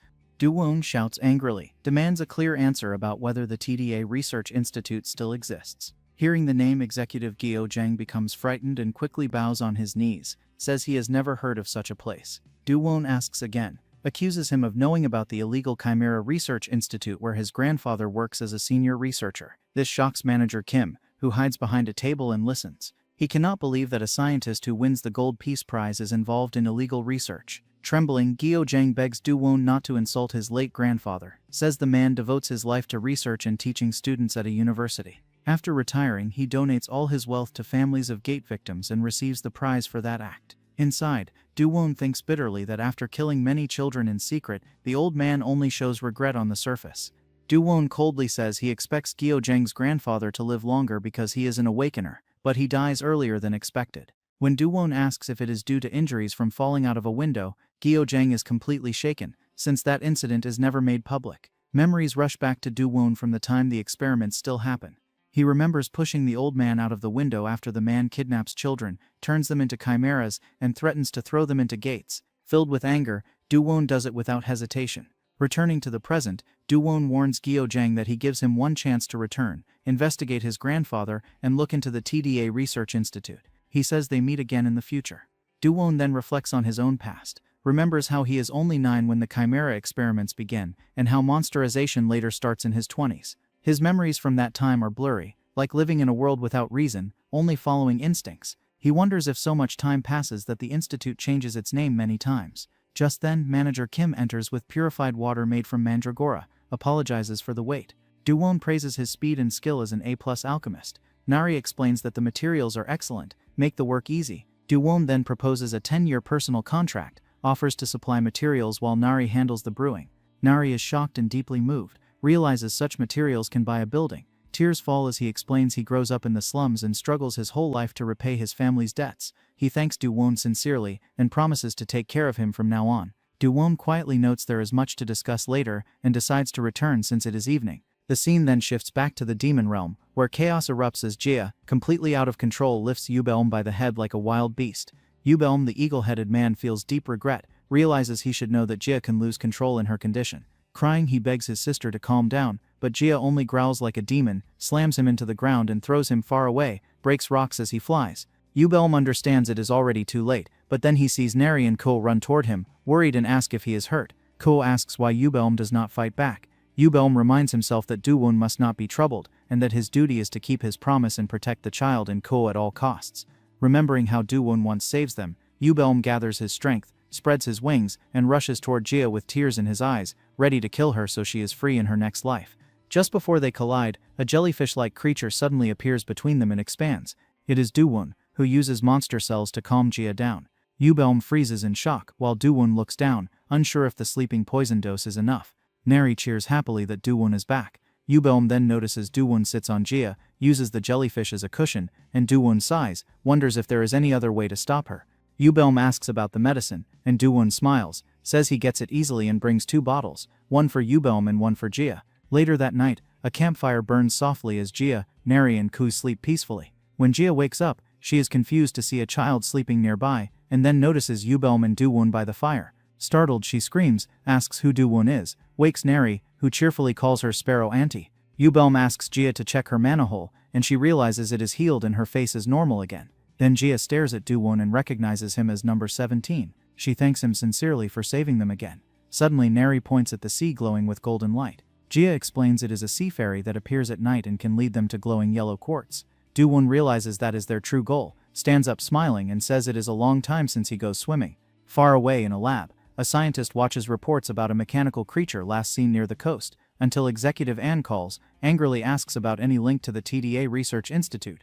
The scientist tells Executive Ann that he has never heard of such a lab, but Ann insists it is an illegal research facility that exists secretly long ago. Before Ann can say more, the scientist interrupts and says that the Hanbit Research Lab never does the kind of experiments Ann describes. He adds that his grandfather always teaches him to be an honest and upright researcher, and that their lab is never involved in anything illegal. However, his expression clearly shows that he knows exactly what Ann talks about.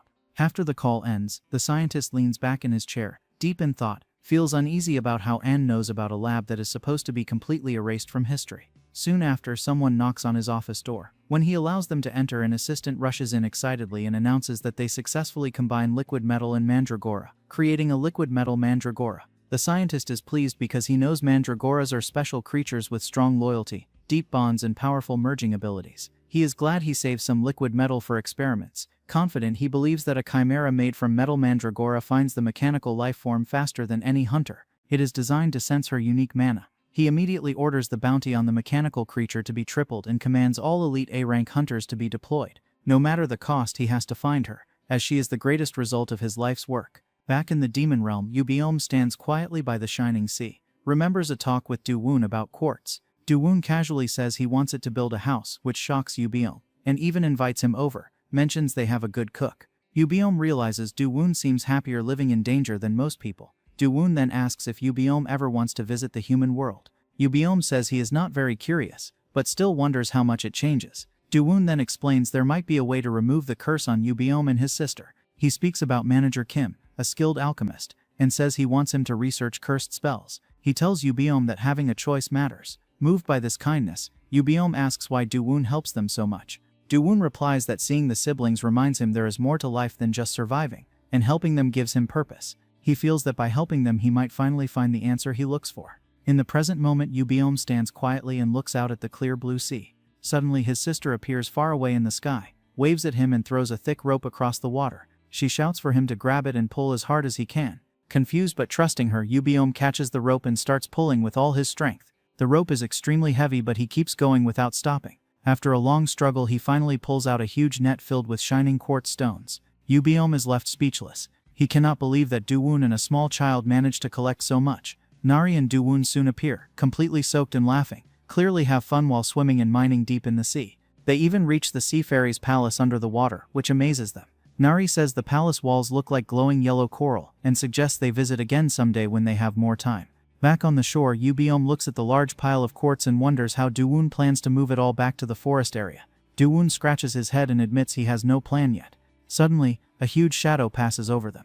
Doowon looks up and sees a giant parrot-like vulture monster flying alone in the sky, which confuses him since such birds usually travel in groups. Nari admires its colorful feathers, but Jia warns her that it is very dangerous and grows over 4 meters long. Yubiome immediately understands what Doowon thinks, and Doowon admits it with a grin, says they just find a flying transport. Meanwhile, at Doowon's house, Jiasok trains his mana while small mandragoras watch calmly. He feels his mana hole expand and smiles, thinks his dream of becoming an A-rank hunter may come true. Suddenly, a liquid metal mandragora appears behind him along with 3 A-rank hunters who recognize him and laugh cruelly. Before they can act, the mandragoras step forward to protect him, and the largest one kicks a hunter away. At the same time, Yubiome and Jia arrive nearby, sense trouble, as Doowon is still behind after badly beating the flying bird while trying to tame it. Jae-seok looks at the monsters and wonders why all this happens, especially since he is alone in the forest. He thinks Yubiome and Jia must be disaster-level monsters from the coastal area, and is confused why they appear here. He also worries about Nari and Doowon, who go to the coast, and his face turns pale, fears something bad happens to them. Jae-seok thinks about teaming up with the hunters in the forest, but before he can act, he sees Jia flying toward him. She asks if he is Doowon's chef, and seeing his bald head scares Jae-seok so much that he runs away immediately. Even in his past he has no experience with women, so he is startled. Then he realizes Jai mentions Dawoon and wonders if she knows about his brother. When the bird says Dawoon is her friend, Jae-seok is shocked, wonders how Dawoon can have disaster-level monsters as friends. Yubeom then asks about the hunters, and Jae-seok quickly realizes he can use this as a chance to protect himself. He smiles wickedly, and the adventurers immediately sense danger. Jae-seong hour later, Yubeom, Jai and their friends land on the ground at incredible speed, break it apart. The parrot vulture carries all the cores Dawoon and Nari collect along with the smaller pets. Dawoon praises the bird and tells it to rest. Jai and Yubeom are amazed that Dawoon can tame the beast. The dizzy birdie rolls out of the feathers and lands near the 3 A-rank adventurers, surprises them. Meanwhile, Jaya bends down near Nari, asks to see the valley near their house. Nari happily agrees, says there is a beautiful waterfall and promises to teach Jaya how to catch fish. The eagle-headed Yubeom tells Dawoon that the A-rank hunters come from the Hanbit Research Institute.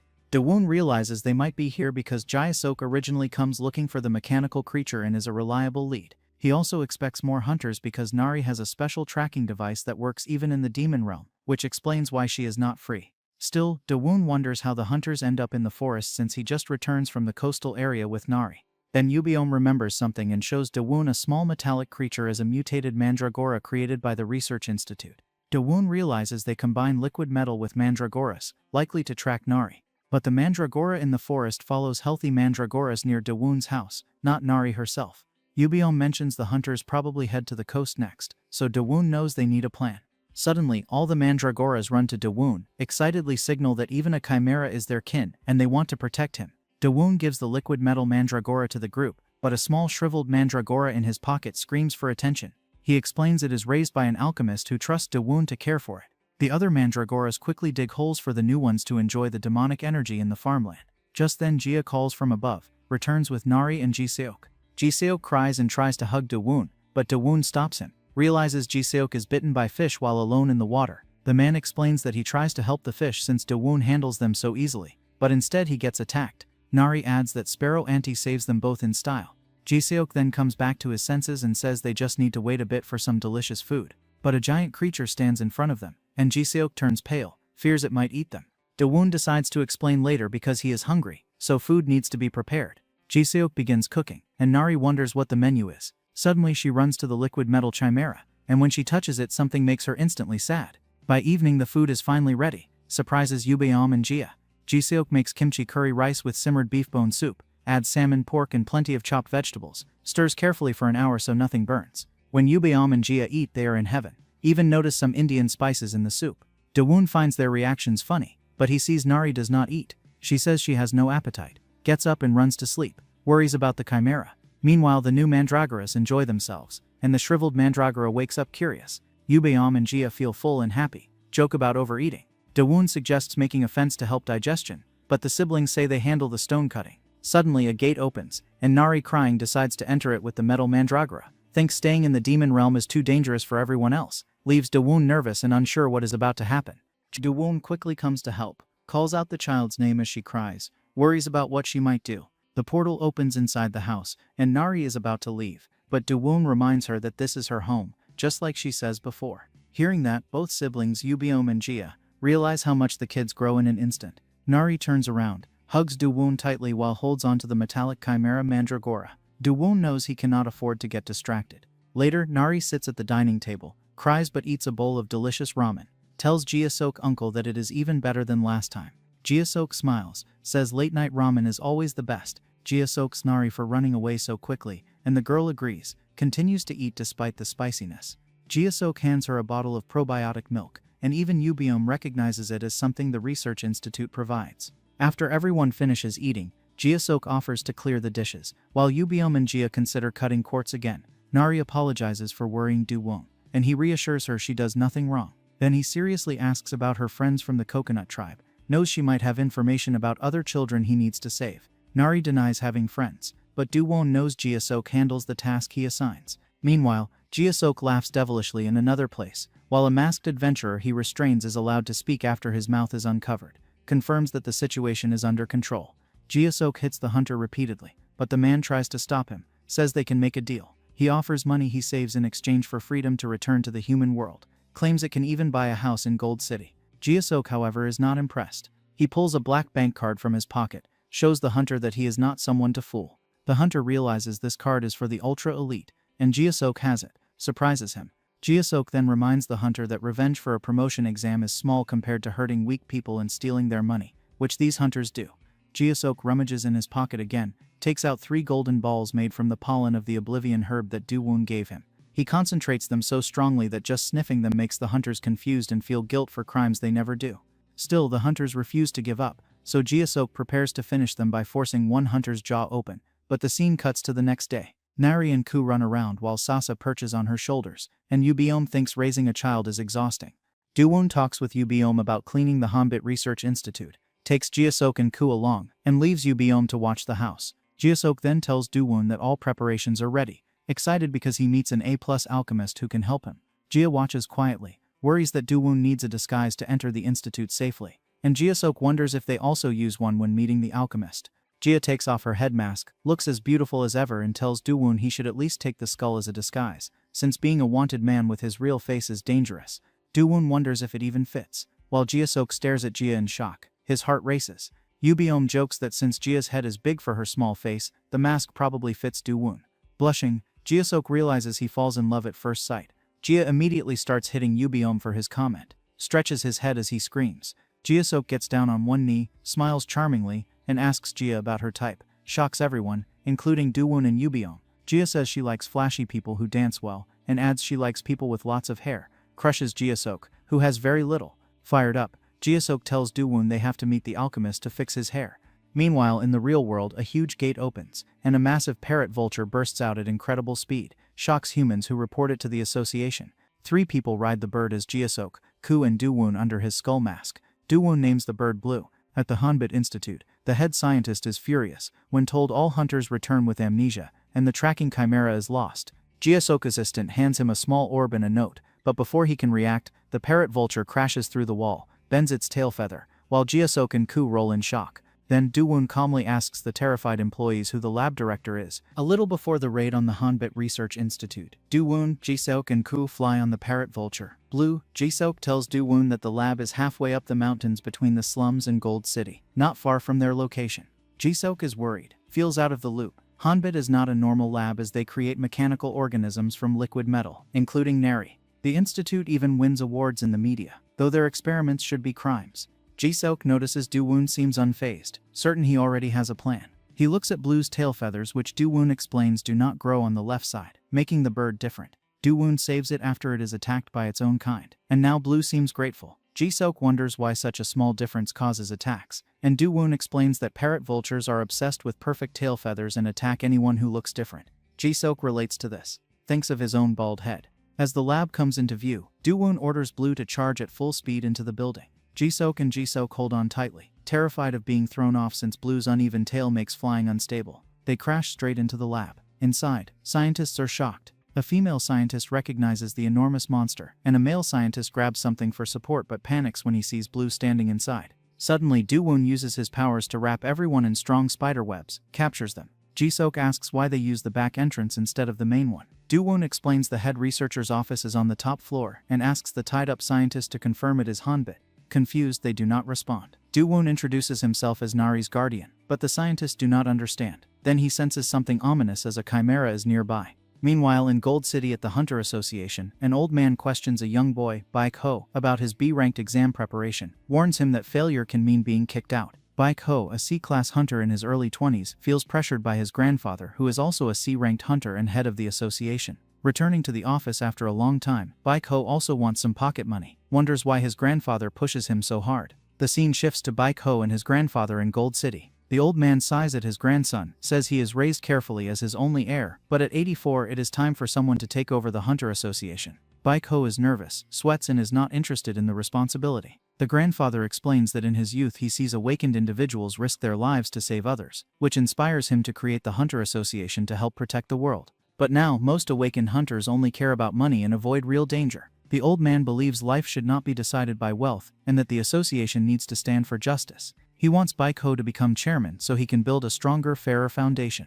Baik-ho is about to protest when an assistant rushes in, reports that a giant parrot vulture monster appears in the slums. Both Baik-ho and his grandfather are shocked, since no natural gate signals appear. The assistant says hunters are being contacted but none are responding, likely because slum residents cannot afford them. The grandfather decides to act personally and tells the assistant to alert nearby Chimera labs. Baiko insists on coming to help as well. Meanwhile at the Hanbit Research Institute, Do-won captures the head researcher with spider webs, but something feels wrong. The man does not speak and gives off a strange purple chimera energy. Do-won tightens the webs until the researcher splits in half, reveals that he transforms into a liquid metal chimera.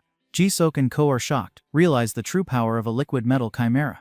The lab scientists are also stunned, see their director's disfigured, half-liquid body. The chimera director challenges Do-won, threatens his life to protect the lab's secrets. Do-won realizes the director, like Nari, enhances his body with biological experiments. Suddenly, Ko telepathically informs Do-won that he accesses the chimera director's memories. Flashbacks show the director is crueler than the previous scientist, obsessed with money and fame, kidnaps children and performs horrific experiments. Enraged, Do-won grabs the twisted head of the scientist, demands to know how he dares harm children and commit such evil acts just for greed and recognition.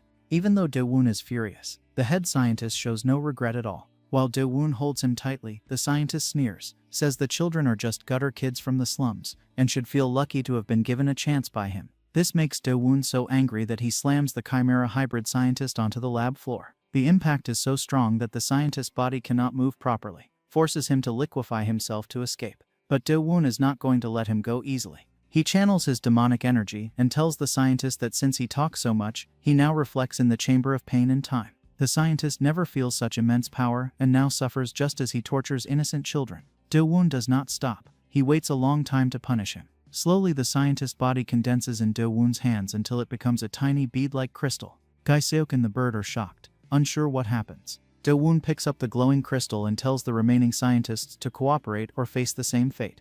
Terrified, they begin sweating, realize the seriousness of the threat. Later, Do-won and the bird walk and learn that An and Bokdeok are once master and disciple, but Bokdeok steals An's research and turns himself into a chimera to stay young, driven by greed. Do-won knows Neri's tracker is destroyed, prevents further pursuit, and Gi-seok with the giant vulture blue manages cleanup. Using telepathy, the bird discovers a hidden underground location. Do-won kicks open a massive steel door and sees green canisters holding children being forcibly turned into chimeras. The bird realizes the scientist preserves dead chimeras for data, shows his cruelty. Do-won remembers how he himself is experimented on for profit, exploited as both human and chimera, never cared for, and left to suffer while doctors treat him like an object. Now seeing the children, he feels deep sadness and wants to give them peace. Suddenly he hears something behind him. Turning, he sees a figure he first thinks is a child, but it is a fox. The fox seems shocked by Do-won's scent and says he recognizes it. Do-won realizes the fox picks up Neri's scent from him, though he is still surprised the fox can speak. The bird quickly says it cannot be his scent because he bathes every day, so it has to be Do-won's. Do-won immediately asks the fox if he knows anything about mechanical life forms. The fox asks if they meet Neri, and Do-won explains that she is safe and lives happily with them in the demon realm. Hearing this, the fox wags his tail and cries with joy, says he waits to know she is alive and well. Do-won remembers Neri saying her best friend in the lab is a fox, and now he realizes this is the same one. He asks if there are others alive, and the fox calls out a small tree-like being, an ant, and several mutated ground squirrels fused with mandragora DNA. 7 creatures survive, the only remaining chimera since the combat types are killed or sold for profit. Seeing that they all still have traces of demonic energy, Do-won knows they do well in the demon realm and opens a gate for them. Shocked but trusting him, they enter safely. That evening, the Hanbit Research Institute is engulfed in flames. The Hunter Association chairman and Hunter Baiko arrive, realize the slums are a distraction, and the real target is the lab. Baiko spots the flying parrot vulture monster, and the chairman is stunned to see someone riding it. Ji-seok reports all researchers are safely evacuated. Do-won knows the lab is legal, so no one outside knows of the crimes. Ji-seok wonders if they should have erased the scientist's memories, but Do-won smiles, says that is why they do not hide. Looking down, Do-won asks Ji-seok about the 2 people below, and learns they are the chairman and his grandson. Remembering something, Do-won throws the crystal ball made from the chimera scientist at the chairman, who catches it easily, sweats nervously as his grandson asks what is happening. Hunters soon report no casualties, though some researchers claim the head scientist is a chimera, and the attackers help them evacuate from a fire they start themselves.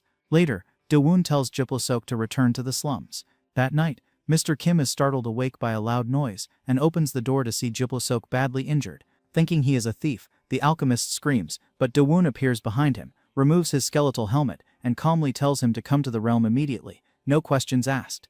Jia and her brother are busy working with Nari, making a fence from quartz and glowing stones. They explain that first they drill holes in the neatly cut quartz pieces and then fit the polished luminous stones inside. When they press the stones into place, a bright light spreads across the fence, and Nari's eyes light up as she shouts to Bal, the sparrow uncle, that it looks amazing. Jia laughs, says she would never have thought of something like that. Sasa, however, jumps at the glowing fence, thinks it is an enemy, while the sparrow calmly says they just need a longer fence and wonders how many pieces they need.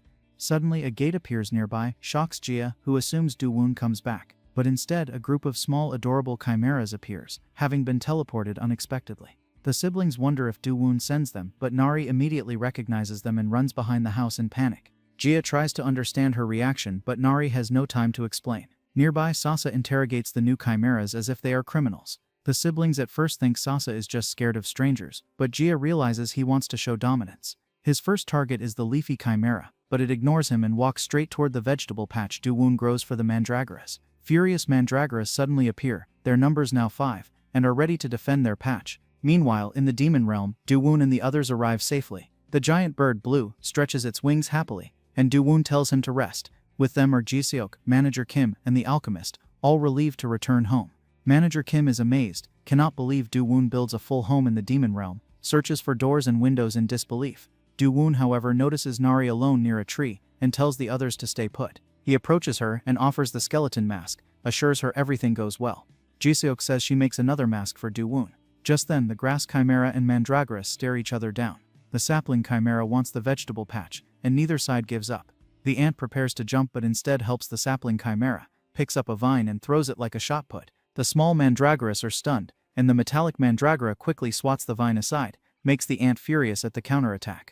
The sparrow siblings watch in awe, realize that the mandragoras improve their teamwork a lot, but the sapling chimera and the ant are impressive too. Before things get worse, both sides finally step back from the vegetable patch, along with the other chimeras. Duwoon exhales, happy that the chaotic welcome ends, but one problem still remains, fixing the broken relationship between Neri and the fox. The fox sniffs Neri over and over, now sure that she is the same mechanical creature it knows. Neri bows her head, wants to apologize and refuses to move until the fox accepts her remorse. The scene shifts into a flashback, shows Neri's past. In a sterile lab, scientists talk about how she refuses to fight in ranked matches despite her high scores.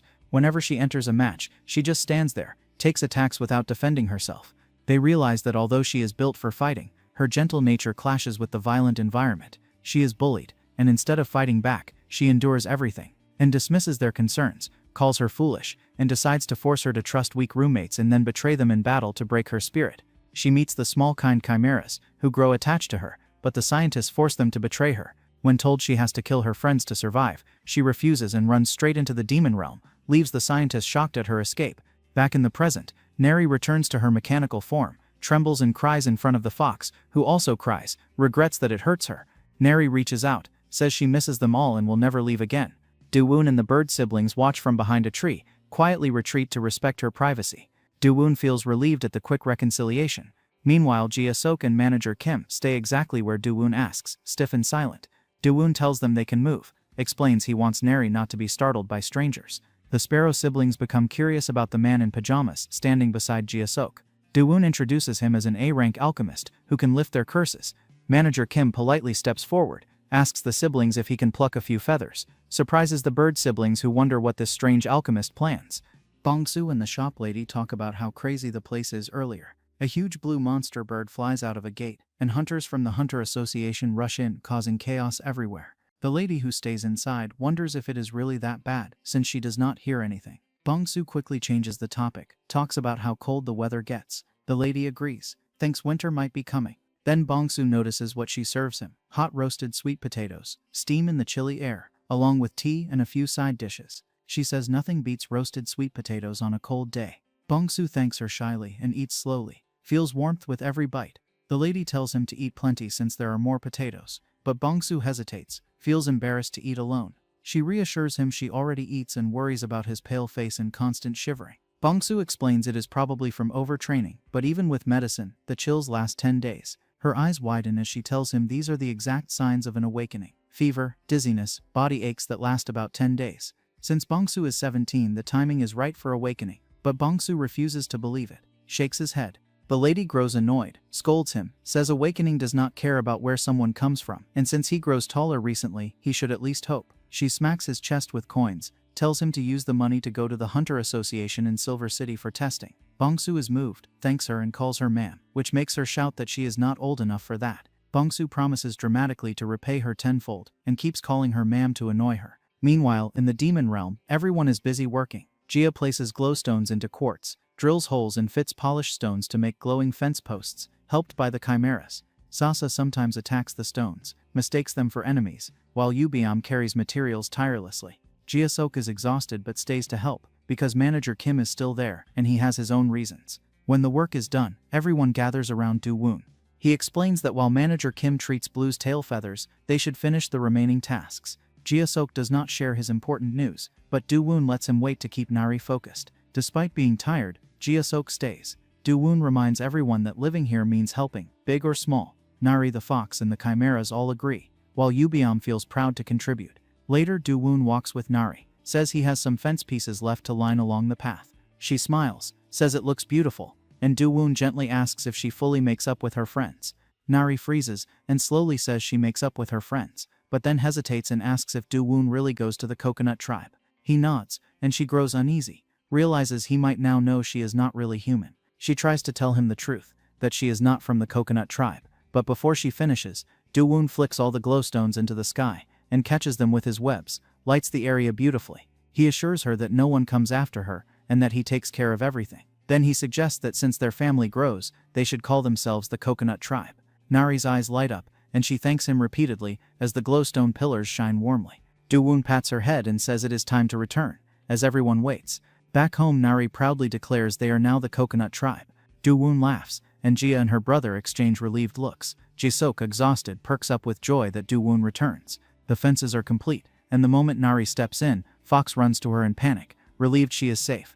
Do-woon lets them be, thinks kids fight and grow. Blue then swoops down at high speed, nearly crushes Do-woon with excitement, but Do-woon catches him easily and hugs him, laughs. Manager Kim arrives, announces that Blue's treatment finishes, and Do-woon checks his feathers as they are fully repaired.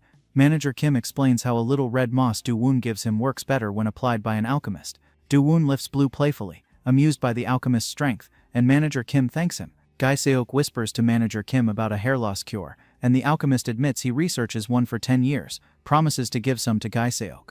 The Sparrow siblings listen as Manager Kim explains the Mandragora and feather spell formation is very complex, needs red Mandragora fruits. Do-woon reveals he grows an entire Mandragora orchard in his backyard, and feeds them high-grade mana.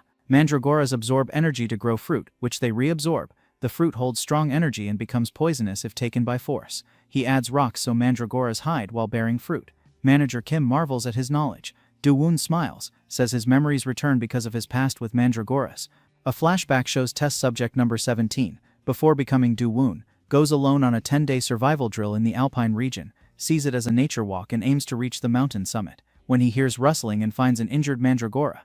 The boy quickly picks up the Mandragora, but as soon as it wakes up it thinks it is being attacked and hits Do-woon's hand away. He realizes it is a small but feisty creature. In reality, the Mandragora is very weak and badly hurt, looks like it might collapse at any moment. Do-woon feels a little funny feeling of pity for it, even though he should not care. He puts his hand on the ground and gives mana to the Mandragora. Slowly the Mandragora absorbs it and calms down. Even though it is still a monster, Do-woon cannot help feeling sorry for it.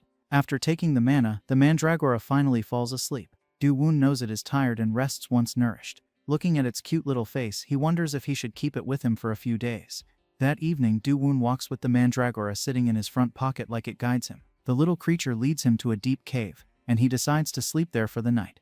Inside the cave, the Mandragora keeps watching him curiously, and Do-woon notices it moves around energetically, probably feels better after the mana. He drinks some water and sees the Mandragora looking at him with puppy-like eyes, sparkling with stars. Realizing it is thirsty, he gives it the rest of the water, and the Mandragora drinks it happily. Do-woon tells it not to shake itself too much or it spills the water. Suddenly the Mandragora's head is shocked and it runs into a small crack in the cave as a blue light flashes. After a moment it returns with 3 small red fruits and gives them to Do-woon. Even though he usually avoids unknown plant fruits, he trusts the Mandragora and eats them. The fruits are sweet, fragrant, and refreshing, and he feels mana filling his body. Curious, he peeks into the crack and sees the Mandragora produces more red berries filled with mana. Even though it grows weaker, it keeps giving him the fruits, tries to repay him for saving it. Feeling sorry, Do-woon tells the mandragora it is enough and that he is full. Then he realizes mandragoras normally eat their own fruits to grow, so he takes mana the mandragora needs. Do-woon knows he has to find a way to make it up to the little creature later. Do-woon is even more surprised when he sees the mandragora climb onto his lap and fall asleep there. He wonders why it chooses him when it already has a safe little nook in the rocks. Still, he wants the creature to rest well and finds it very interesting. He knows he is not bored with the mandragora around. As snow keeps falling, several snow monsters appear outside the cave. Do-woon realizes they want the mandragora fruits because they are full of pure energy. Determined to protect the little creature, he transforms his hands into huge monster-like claws, scares many away. The monsters who stay are easily defeated by him. The mandragora filled with mana is happy and comfortable, enjoys being with Do-woon. But then Do-woon has to leave. He needs to return because of the lab's spell, even though he does not want to. The mandragora sleeps, and leaving it feels sad. He thinks about why he cares so much, remembers his own lonely past in the snow. Do-woon knows the mandragora might not survive if left alone, but he has no choice. He quickly makes a protective web trap around the cave, tells the mandragora it is for safety, and gives some silkworm thread to the little plant, asks it to wear it and keep it safe. The mandragora seems shy but accepts it. Then a gate opens, and Do-woon says goodbye. The mandragora runs but gets hit by a rock and cries. Do-woon says goodbye with a heavy heart, feels sorry he cannot protect it longer. Later, both the mandragora and Gi-sok are crying. The bird wonders what happens. Do-woon returns 2 weeks later, but the cave is destroyed by a landslide, leaves no trace of the mandragora. He feels very guilty. Bongsu tells him not to worry because the mandragora might be buried or eaten, but Gi-sok hopes it is still alive since it has the silkworm thread. Do-woon cannot stop thinking about it, wishes the mandragora survives. Then the scene shifts to the snowy mountains, where countless mandragoras stand together like an army. At the front is the same mandragora Do-woon once saves, shows it survives and grows strong, leads the others confidently. The manager thinks he should try to find the mandragoras, because Do-woon makes a vegetable patch in the demon realm, and if he discovers it, that is great. Since Do-woon tells the story so fondly, Manager Kim is sure the boy really likes and cares for the mandragora. Then the manager remembers something and asks Do-woon if he can try giving some of his own mana to the mandragoras in the patch, because they must be hungry after building fences. Do-woon wonders if it is safe, since these mandragoras are different from the ones humans see, but that makes Manager Kim even more curious. He kneels down, ready to give them his mana. Do-woon is cautious, knows that no matter how skilled an A-grade alchemist Manager Kim is, he needs to be careful. Do-woon learns after having mandragora cells in him that a healthy mandragora can absorb all the mana from anyone who gives it, if not controlled.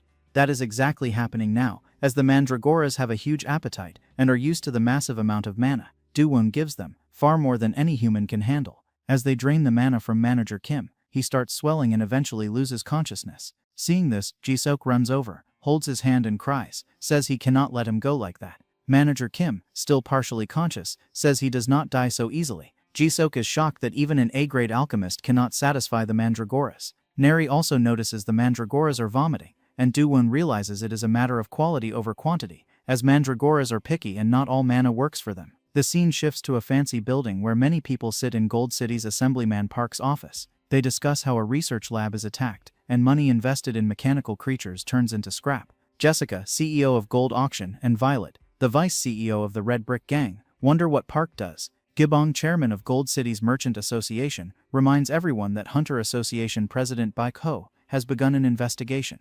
Suddenly a smug man with a beard, the former Hunter Association chairman Jung Hyuk, laughs about people being scared of him despite losing power. Gibong yells at him, but Jung Hyuk just laughs. Assemblyman Park Woo-jung says not to worry because he will handle it. He reveals a strange man appears in a slum area, and when national affairs get messy, these things must be managed. Park snaps his fingers, shows a projection of a new fund source. A pink dot appears, shows a large mandragora habitat at the snowy mountain summit. Jessica and Violet are shocked, question how big it is, and who can reach the top, since even A-rank hunters avoid the harsh weather there. Park tells everyone they do not need to climb all the way to the mountaintop, and only need hunters to go halfway up. Jung Hyuk becomes nervous, asks what he means, and Park reveals they have a teleporter to help, which is completely new and unusual. In a flashback, Bongsu appears at the Hunter Association, tells the receptionist he wants to check his awakening. It is Bongsu himself, the rare awakened one with teleportation powers. Back in the snowy mountains, hunters say that even with many A-ranks present, the trip feels like a casual school outing. Monsters mostly avoid them, and the hunters wonder where the teleporter kid is. It turns out Bongsu, an F-class who just awakens, is controlled by someone else. Normally, teleportation at his level is impossible. The expedition leader has an amplification ability and plans to boost Bongzu's powers, which can seriously hurt or even kill him. During the briefing, hunters are told Bongzu can be treated like a puppet and forced to obey, because he is a poor street kid and his life does not matter. The leader then instructs Bongzu, who is hypnotized, to use his powers. Even though blood pours from his body, Bongzu keeps teleporting mandragoras from the snowy field to the hunter's location. People laugh, ignore his suffering. Then the hunters run off, leave Bongzu unconscious, try to capture as many mandragoras as possible. One hunter thinks he succeeds, but suddenly the special mandragora, Duwon's pet, orders all the others to attack. The mandragoras jump on the net used to trap them, bite it. Hunters wonder if this large mandragora is the pack's king. It seems like they eat the net, but they actually absorb its mana, slowly dissolve it. A strong physical type hunter attacks, hits the mandragoras above the net, which is dangerous for the king. He wants to destroy it fully but decides not to, because it is valuable. Suddenly a man appears, punches the hunter several meters away. It is Duwon, protects his old friend. The hunters are shocked, do not know who he is. Duwon's eyes glow yellow with chimera energy, scare everyone. The mandragora sees him, immediately becomes emotional and realizes it is reunited with its old friend, feels safe and overjoyed to be back with him. Duwon surrounds himself with a dark, powerful aura, scares away all the hunters who chase the mandragoras. His presence is so strong that the hunters do not know who he is, while the bird siblings wonder why so many hunters are in the mountain, and why so many mandragoras gather there. Yubiome and Jaya are shocked to see the very mandragora Duwon talks about. When Duwon reunites with his old pet, the mandragora begins shivering. Duwon notices the creature still wears the silkworm thread he ties around it, when he is only 15. Back then he is shorter and wears different clothes, but the mandragora remembers him, probably through his mana. The mandragora cries when it sees him and rushes to hug Duwon, acts like a small happy puppy. Duwon looks around and sees many mandragoras nearby, wonders if they are companions of his own. The mandragora jumps off Duwon's lap and spins, shows it is the leader of the pack, even stands on tiptoes to show how much it grows. It expresses itself clearly. Still the same little creature Duwon knows. Duwon lands safely. Happy Duwon finds the mandragora, and the bird siblings notice it still wears the same thread. Duwon never expects to meet his friend alive again. The birds wonder if Duwon takes the mandragora home, and Duwon does not mind, but the creature already has a place it belongs. Duwon decides it is better not to get too attached. Suddenly the birds ask him what to do about the hunters, who come specifically for the mandragoras. Duwon turns and freezes in horror. Bongzu lies unconscious on the ground. The birds ask who he is, and why a child is in the demon realm. Duwon explains Bongzu once guides him through the slums. Now Bongzu glows with a purple aura. Duwon realizes he might awaken but is in terrible condition. Jaya checks his energy and confirms he is a newly awakened teleportation user, marked by an amplification skill that can kill him in less than 3 days. Duwon's glare shakes the area as he immediately realizes an amplification user controls him, uses him as a puppet. The hunters need mandragoras but do not want to climb the snowy mountain, so they kidnap the boy. One hunter senses Duwon's power and tries to bargain, but Duwon kicks him hard, slams him into the ground. A purple mist surrounds all the hunters, and they know they are finished. Duwon tells everyone that even though they are all A-rank hunters, it is unbelievable that a 17-year-old child has crossed into the demon realm. The hunters watch the boy, think how they can use him, and Duwon knows this feeling well. Since Bongzu is just a slum orphan, the hunters probably plan to use him and discard him afterward, care only about their own gain. Survival of the fittest is the rule, and Duwon understands that. It is not that the hunters do something unforgivable, but Duwon is serious when he says he can do the same to them that they do to Bongzu. For now he starts by punishing them, beats them as much as he needs to. Meanwhile, all the mandragoras settle into the frozen ground while Duwon and his pet watch over Bongzu, who lies atop a giant rock. Duwon feels sad remembering how Bongzu trains tirelessly to become a hunter, inspired by Duwon's ability to enter the demon realm without gear. The boy wants to grow strong like Duwon, and now seeing him in this state makes Duwon determined to save him. Just then someone calls out Bongzu's name. It is Manager Kim, shocked and deeply worried to see the child in such a condition. Jaya tries to hold him back, but Nari does not stop. Duwon tells him to check on Bongzu immediately rather than ask questions. As Manager Kim examines the boy, he realizes the damage is far beyond ordinary healing as Bongzu's life force is nearly gone, and even the strongest potions do not help. Duwon thinks deeply about life force and realizes there might be a solution. He quickly draws a magic circle on the thin ice and tells Manager Kim it can solve the problem. Nari recognizes it as an ancient transmutation circle capable of turning mana into life force, but he knows the technique is forbidden, extremely dangerous, and can drain everyone's mana. If it fails, Bongzu might die. Shockingly, Duwon says he wants the manager to extract his mana instead. Everyone disagrees, but Duwon insists. says he does it before and refuses to let Bongsu owe his life to those hunters. He remembers a flashback where scientists once note his nearly limitless mana, use it in a transmutation circle to extend life, which causes a huge disaster. Back then, Do-won stops the experiment himself. Now, despite the risks, he is ready to try again. With determination, Do-won removes his shirt, reveals his muscles, and calmly asks if they are ready to begin. Do-won sits shirtless inside the transmutation circle while manager Kim prepares to extract his mana using the same circle carved on Do-won's back. Nari cannot stop thinking about how Bongsu is tricked and how Do-won is still willing to help him. Despite everything, he knows the transmutation must succeed. A blue aura spreads around everyone as life force begins to gather. When the process finishes, the life force becomes solid, and Nari realizes he now only needs to transfer it to Bongsu to save him. But as the mana fully forms, all the Mandragora suddenly attack Nari. He is confused, does not understand why they are so aggressive. Do-won smiles, realizes the Mandragoras probably think Nari hurts him. Even Do-won's pet Mandragora joins in, tries to strike Nari. The manager pleads with them, explains it is a misunderstanding, begs them to stop. Do-won is surprised at how much the creatures care about him but decides it is best to send them back to their home while he stays in a trance. Gaejung orange potion is then given to Bongsu. Slowly his amplification mark fades and his breathing returns to normal. Relief washes over everyone, and Nari breaks into tears. Knows Bongsu survives thanks to Do-won. Yubiom and Do-won quietly discuss the irony of using harsh experiments from the TDA lab to save a life, realize how strange life is. Nari explains Bongsu needs more medicine and care, and he takes the boy home to recover safely. Yubiom worries about passing through the gate, but Do-won easily forms a teleportation portal. Still, he thinks about how the transmutation circle is banned for its dangers and decides to erase Nari's memories of the event. Nari agrees it is for the best, but is shocked when Do-won says he extracts mana from the hunters too, as punishment for standing by during a crime. Do-won plans to drain them completely and discard their mana. Yubiom smiles, knows it is typical of him, but wonders if their memories are erased. Jia watches as the hunters are slammed to the ground. Do-won says he does not erase their memories this time, believes they should remember their actions to prevent future sins. Then Do-won has an idea. He asks Nari if the hunters can be forced to build a research lab in the snowy mountains of the demon realm.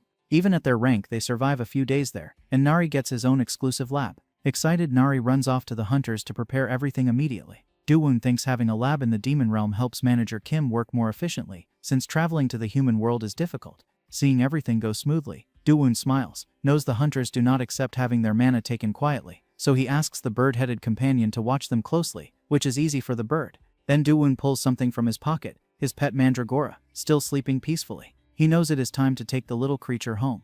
Blue the giant bird flies over the snowy mountains, and when they reach the summit, Do-won tells it to wait. He opens a large bag and releases many Mandragoras, all happily return to the mountains, while his pet Mandragora stays perched on him, clearly excited to be back. Do-won realizes that just like the Mandragoras, everyone has a place where they belong. Gently he sets the pet Mandragora on the ground, knows he cannot take it away, now that it grows into a leader. The Mandragora seems confused and unhappy, refuses to accept his departure. Even after Do-won explains it is not a forever goodbye and they can visit often. The pet runs off a short distance, then turns back and gestures for him to follow. Do-won follows and soon recognizes the place, the same cave from when he is 15, surprisingly clean. The Mandragora leads him to the cracked rock where it used to grow fruit, and Do-won wonders if it finds the place on its own. Soon, many Mandragoras arrive, worry about their leader, including an elderly one who looks anxious. The monarch Mandragora then removes the silkworm thread Do-won ties around it, and gives it to the elderly Mandragora, transfers its leadership.